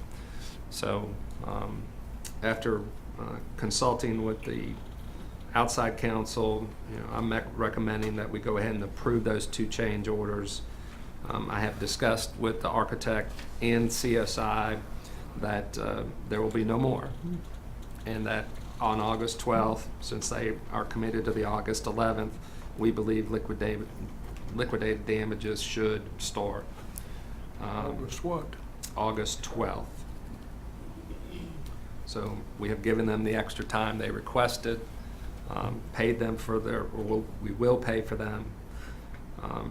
The good part of this is that the total, including the $11,950 I already approved, totals $61,010. We actually had $70,000 in the budget that was not accounted for, so we're still $9,000 below budget on a $1.8 million project. So it's coming in pretty tight here at the end. But I'll be happy to answer any questions. I want to thank Commissioner Odom, Commissioner Sloan, Commissioner Sharp for going out and looking at the site. Really appreciate Commissioner Odom and Commissioner Sloan's expertise in the contracting area. They're both going out there and noticing things that I'm staring right at and I don't see. And then Commissioner Sloan's pointed out to me. So where we are in the project, some of the things that have been a hold up, they're waiting on the HVAC doors, ceiling tiles and that stuff. HVAC should be turned on Wednesday this week. And so they can get in there and finish, do the finishing product. And I know that Russell and John will be watching because they're to make the August 11th deadline. They'll be working fast and furious, and we want to be in there behind them watching what they're doing. I'll be happy to answer questions. Let me ask you this, at this stage of the project, what % retainage are we holding on the contract? The project is 83% completed, and we're holding $78,000 or 5% of what has been completed. I'm concerned about them meeting this off. They may meet that August 12th date, but I was going to ask Mr. Payne, the day I was down there, I think there were probably a half a dozen people on the job, and they got the landscaping, the paving, and The grading. They had the upgrading of the site. outside the building looked like I mean, I just saw a lot of work, and I saw a few people, and being in the contracting business all my life, it kind of concerned me. I said, you know, if that was Doc Odom and I was that far behind, I'd have this place wrapped up with people and equipment trying to get this thing done, because there's going to be a weather factor if they keep putting off the outside work. Russell?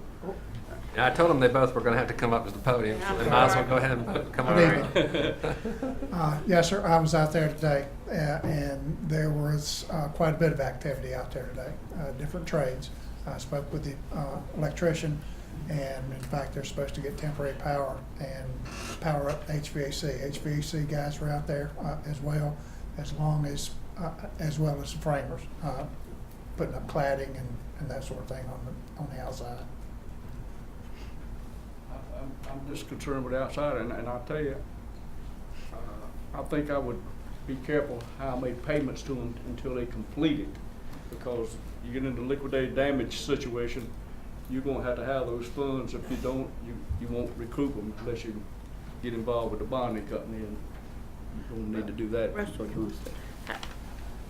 I mean, are they working on Saturdays too, Well, or? Talking with Steve and John, you can confirm this, they have for some period of time, but they haven't advanced much of it lately. And I think the fact of that is some of the trades just haven't wait for other trades. One of the things to correct this road, weather can be a factor in this, and especially when it comes to paving, that's your expertise. But if the weather plays good, they can probably meet the deadline. But the weather's got to be on their side, because, and to the side, one of the things that was brought to our attention is the fact that this time of year with humidity, we do need air conditioning, because of the tile. If you don't have air conditioning, the tiles will get enough work on you, and then of course, we as owners want the tiles replaced. So I can side with the contract with that, but this is something that, we got to work with them on, but hopefully that, I did accidentally ran into the electrician at lunch on this past Friday. He told me that he was asked to help out with some of the wiring through the HVAC contractor, and he said they were going to work this weekend. I don't know if they did. I looked down, but they were going to work this weekend to get some of that done. But that's a plus for that. But that's separate, and I advised him, to be cautious, because that is a separate from what his working contract. And that's through the HVAC guy. But I'm willing for this is a local contract of ours stepping up to make the project move forward. And I appreciate that. Because we all want to be in our, but we want to be in our right. And one of the things that Mr. Crump said, we do need to monitor. John's great, and ours too as well, to try to check. We don't check at the same time. We don't correspond. We in and out at different times. And when I see something wrong, we correspond, of course, with the manager, and then I do with John. As soon as I see something, I correspond with him. And I know sometimes Mr. Crump, I appreciate it, but sometimes he got tired of listening. I was on the microphone.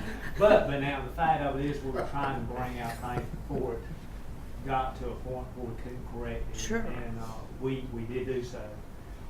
There was concerns again when Mr. Sloan and I talked about this as well, because he's got some of the same background I have as far as construction. But some of the original contractors came in, but CSI was smart. When we started bringing this stuff to their attention, and also to the architect, they corrected those issues, and I feel much confident, and I think John is coming to us as well. Well, I hope they meet the deadline. Let's say meet the deadline. Do they have, they probably have in their contractual agreement rain days and delays. So where every day that they have a rain day, they basically. Not supposed to be rain days for outside work. No, sir. They, I've been down that road. They were, I tell you, that's a tough road. the schedule and the days that we have accumulated up to August 11th and Yes. include any weather days that might have started, we might have had at the beginning when we were trying to pour the foundation or anything like that. So this is all inclusive. This is All or nothing. This was it. I mean, we sat down and went through the calendar with them, and or I did. I went through it with the contractor, month by month by month. And I think we discussed it a little bit earlier. This was a specialized building, and the contractor may not have had as much experience in this type of building as they thought, and that played a part here as well. But I do think we're getting a good quality building. It's a unique building. You described it. It's unique. It is a unique building, and you know, I know the staff is very excited in the tour. And I did want to say that, you know, next I guess it's a week from Wednesday or Thursday, the 28th. There will be a walkthrough with the contractor and the architect to start looking at punch list items. That's what I was gonna say. I'm concerned about the punch list item to be corrected if we pay them, because I got a punch list now, and you know that. Yes, sir. And No, things we will not pay the 5% retainage until all punch list items are taken care of, and that we're satisfied with all the work. And 5% comes to how much? About Right now, I got $78,000, so 70 more. It'll be close to 100. Yeah, I think you'd be smart to do that, because what I see, I don't think, and you know, I'm pro contractor. I think he's doing a good job. He's doing what I saw. He's doing a good job. But I think he just, like you said, it's a unique building, and I'm sure it's probably a lot of that's new to him. Some of it is anyway. What you two might want to do is get a copy of this meeting and submit it to the contractor. So he can This get it portion. signed. Well, now, I'm gonna stick up, and John, I say, Mr. Crumpton, I was sitting in a meeting when he met with the contractors, and he made it very clear and plain to them. Matter of fact, and Lisa was there as well.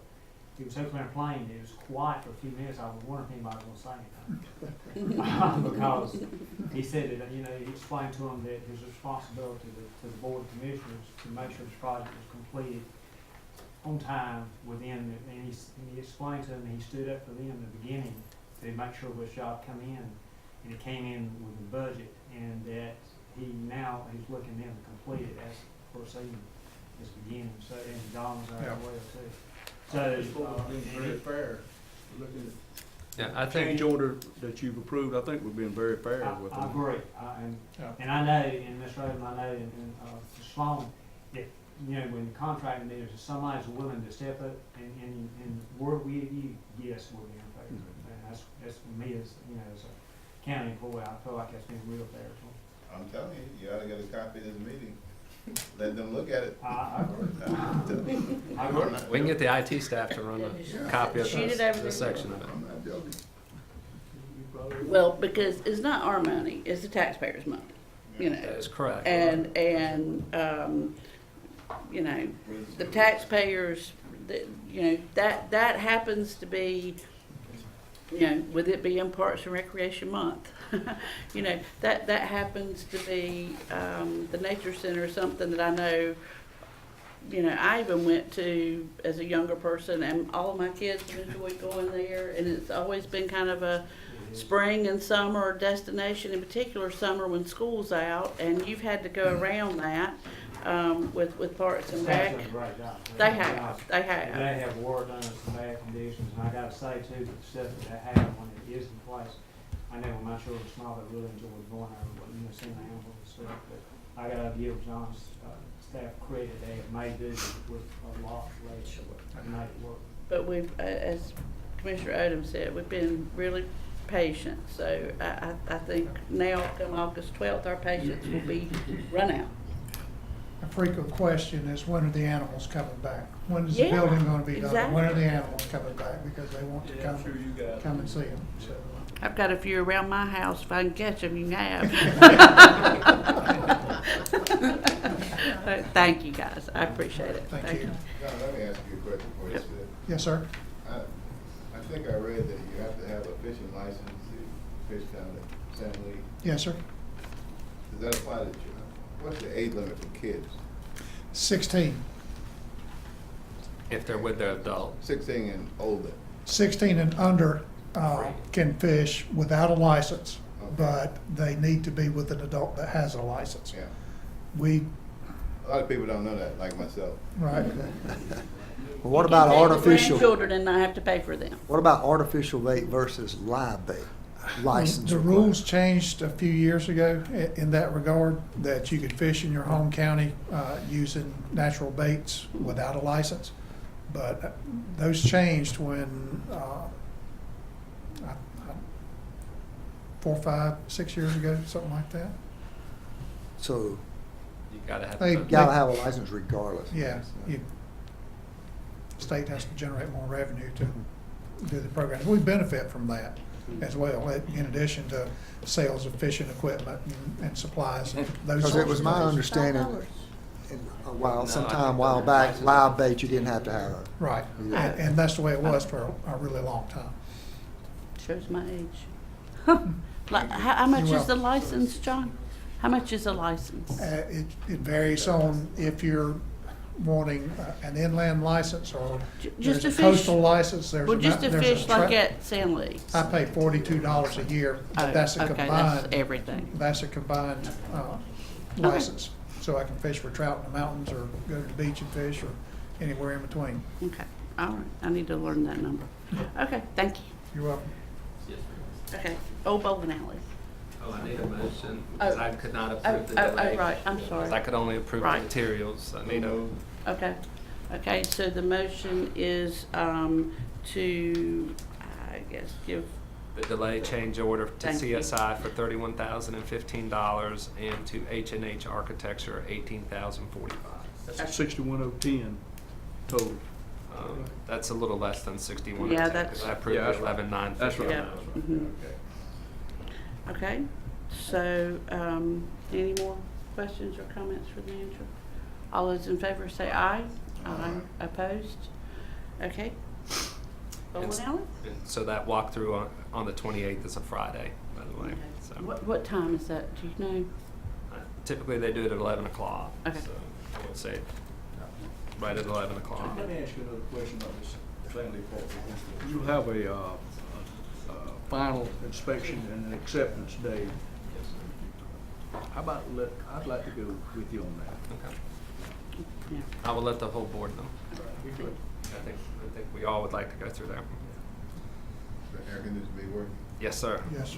It's supposed to be working Wednesday. It should be quite a unit. It should be They're working gonna very need, well. they're gonna need it this Units. weekend, that's for sure, if they're working Units. inside there. Absolutely. Mm. Adult probation at the old bowling alley is finished, and all permits and permissions and everything have been approved. And adult probation is set for move next Wednesday, July 26th.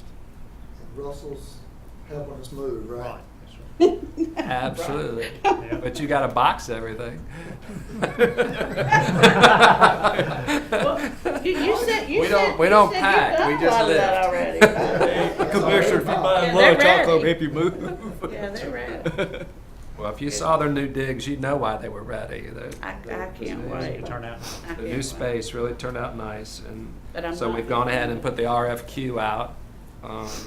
and we'll receive the RFQ at the end of the month from potential architects to come in and look at the remaining space in the old bowling alley, the historic courthouse, and the new courthouse, and figure out where everybody's going to be. And I've already been hit up by the clerk about her space. So I saw her last week or 2 weeks ago, whenever it was, where they tested the voting equipment, and she cornered me while I was stuffing the ballot box. Since it was pretend, I thought I would do it. All right, the pool is open at OT Sloan. The heaters are in, and we're got hundreds of people in water aerobics and swim lessons. John and I were talking numbers today. It's pretty impressive how many people go out there and use that pool. We had the meeting with the Colon Road folks here at the Gordon Wicker Center, or Gordon Wicker Room, on June 27th. I think about 10, 12 citizens showed up.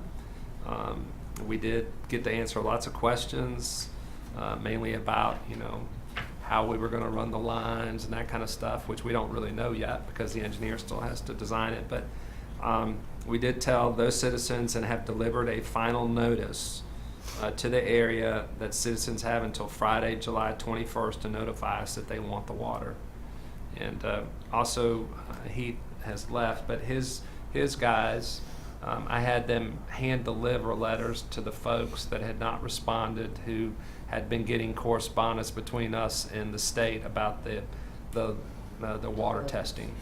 So I wanted to make sure that those people, we went the extra mile to make sure they were notified of the deadline. So I feel good that everybody's known, and we sent those last letters out certified mail. So I think we're in good sight there. Just some other items. We've made the second payment to Chatham County EDC for the Moncure Mega Site. I included in here the brochure that people can pull off of the website on the site, and it is very first class and nice. So also have in here the Homeless Task Force. We have several employees that are on the task force, so we're engaged there. CCCC awards, I think y'all probably saw that with the vet tech and the dental programs. And if you have not been by the college, you need to go. The steel is up on the new building. The pad is ready at the Wicker, and the cinder blocks are going up at the vet tech. They are in full gear out there, so it looks good. Very exciting out there. I forgot Miss Minter was not going to be at this meeting. I was going to, in front of everybody, congratulate her on the GFOA award, so I'll have to put that back in next month report. So when she's here, we congratulate her and her staff. 21 consecutive years. It's a long time. Typical reports. If y'all have any interest, probably last call for going to the annual conference in Durham on August 10th, 11th, and 12th. We do have a block of hotel rooms reserved. We need to release them at some point. So if you want to go, please try to get with the clerk here in the next week. Just making sure. We don't meet again for 5 weeks. And I've took that opportunity to go on vacation next week. So I will not be here next week. And that is my report. Take your phone with you. No, don't Pardon? take your phone. Don't take your phone. I'll have my phone and my iPad, and I Service, might right? check it. But I just want you to know, Miss Minter is in charge, and I would encourage you to take that opportunity to reach out to her. Talk to her. That's right. That's right. All right. Commissioner comments. Mr. Dodson? I'm good night, Madam Chair. Okay. Thank you. You're welcome. It's getting hot this weekend, drink a lot of water. Okay. Yes. Yeah. Very much so. Real quick, we've been talking about a lot, but we met over at the Commissioner Sloan, John, all the staff. Check on your neighbors, your elderly neighbors when it gets that hot. Oh, good point. Yes. And thank you, John and Russell, for being out there and taking us around. It was real quick. The building is awesome, and it's going to be quality first class. Thank everybody for attending tonight. I know there was a lot of interest in the planning board and board of adjustments. I've got a few emails, so thank you for voicing your concerns. And I second what Cameron said about the nature center. I'm kind of excited. I'm waiting for the animals to be in there. I am concerned about the date. I mean, without a doubt, and Russell and I talked about that then, but I definitely would like to participate in the punch list. So, thank you for what y'all are doing. I just got a quick question regarding what you just said, being concerned about the date. I mean, what is it we can do about it? Nothing. Okay. It's all over the contract. Right. I mean, Right. I looked at The best we can do is keep them aware of Yeah. our concerns. Just let them know we're concerned. Okay, Yeah. thank you. Commissioner Redmond? Not a whole lot other than I attended a little ceremony for Susan Benning, the librarian. She wanted me to express to this board her appreciation for everything we've done. Commissioner Reeves? People that were dropping trash out near Odin area, not coming over my area. Oh, no. That might be a suspect. No. I do want to mention this. Suspect number one. I mentioned it to the Parks and Recreation Director and the manager. It may be time for us to consider getting, what do you call it, John? Let's see. That's an all-inclusive Wheelchair swing, swing. so it's a wheelchair swing, and trying to make some of our parks look more ADA accessible. We're doing some work out at Kiwanis, and this could be a good time to at least initiate one and put it in play for the county, and we'll look at the other parks each year. I think would be the right thing to do. But I considered the one from, where is that? Wrightsville Beach. No, the other one. The water park in Texas, If you haven't seen that one, you ought to. San Antonio Yes. Water Park, Yes. $14 million. Yes. It's a splash pad that's wheelchair handicap accessible, and it's the oasis of splash pads. It's incredible. If they had one for $13,900, I'd have gone for it. I'm gonna write that down somewhere. See what I was thinking. We are still recording. All right. Thank you. That's a great idea, Robert, when the manager, he mentioned that to me too, and I know. This is another idea that comes from the public. They watch our meetings and they talk about recreation, and I think it was Ms. Jan Clark called, and her and a friend have been talking about it. I think that's a great idea. I know, Yeah. I mentioned to the manager, when our kids were at Broadway, we had some students that were in wheelchairs, and we looked at those swings, and they're great, but they were just out of our PTO budget. We Yeah. couldn't afford it at the time, but that now would be a good time to do that. That's something I think we really ought to consider, I agree. especially at schools, now that you mention it. And I'll- They have it at Floyd Knight. Commissioner Sharp was on the board at the time when they did the handicap accessible playground at Yeah. It's a beautiful. at Floyd Knight. So, obviously we know it's a need and it can be done. Right. Thank you. Check on some of get some pricing and we'll get that maybe next month. Okay, I'll go through a couple of things really quick. I just want the board to consider this. We don't have to discuss it tonight. I'd love for you between now and our next meeting, maybe to talk to me, our council and the manager. But I know a lot of you probably aware of the court decision on prayer opening our meetings for commissioners and council meetings. And I've had some calls and communications on that. So just would like your feedback, as we move forward. I think, Dr. Frazier was kind enough to offer it, and that does fit with the ruling, is what I gather. my, There's multiple things, but that is one that, part of what Rowan County was doing was the commissioners were offering. right. And, but to call on a member of the clergy to lead, fits under the law. And you know, if we would, instead of having us as commissioners lead a prayer, you know, if we could just get our minister or friends of the minister to be here and lead the prayer. And again, just talk with us before the next meeting and see how you feel about that.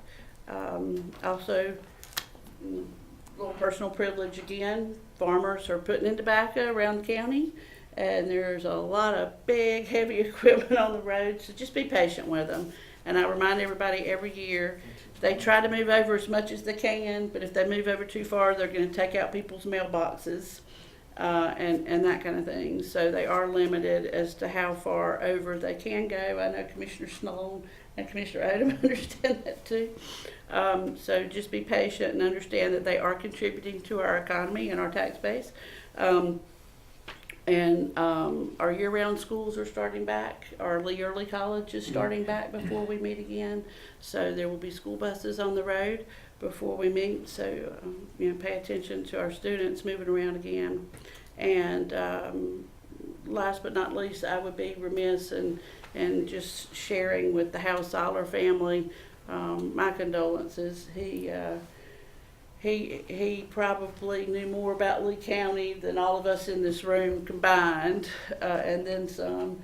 And I know as a child, when my dad was head of the chamber and traveling with Mr. and Ms. Soller, I learned a lot and had a good relationship with him. And he always shared stories and just class act. So I know his family and community and church are going to miss him, and he definitely added to our community. On that, just entertain a notion. I move we adjourn. All right, okay, so moved. Thank you very much. All those in favor say aye. Aye. Opposed? Okay.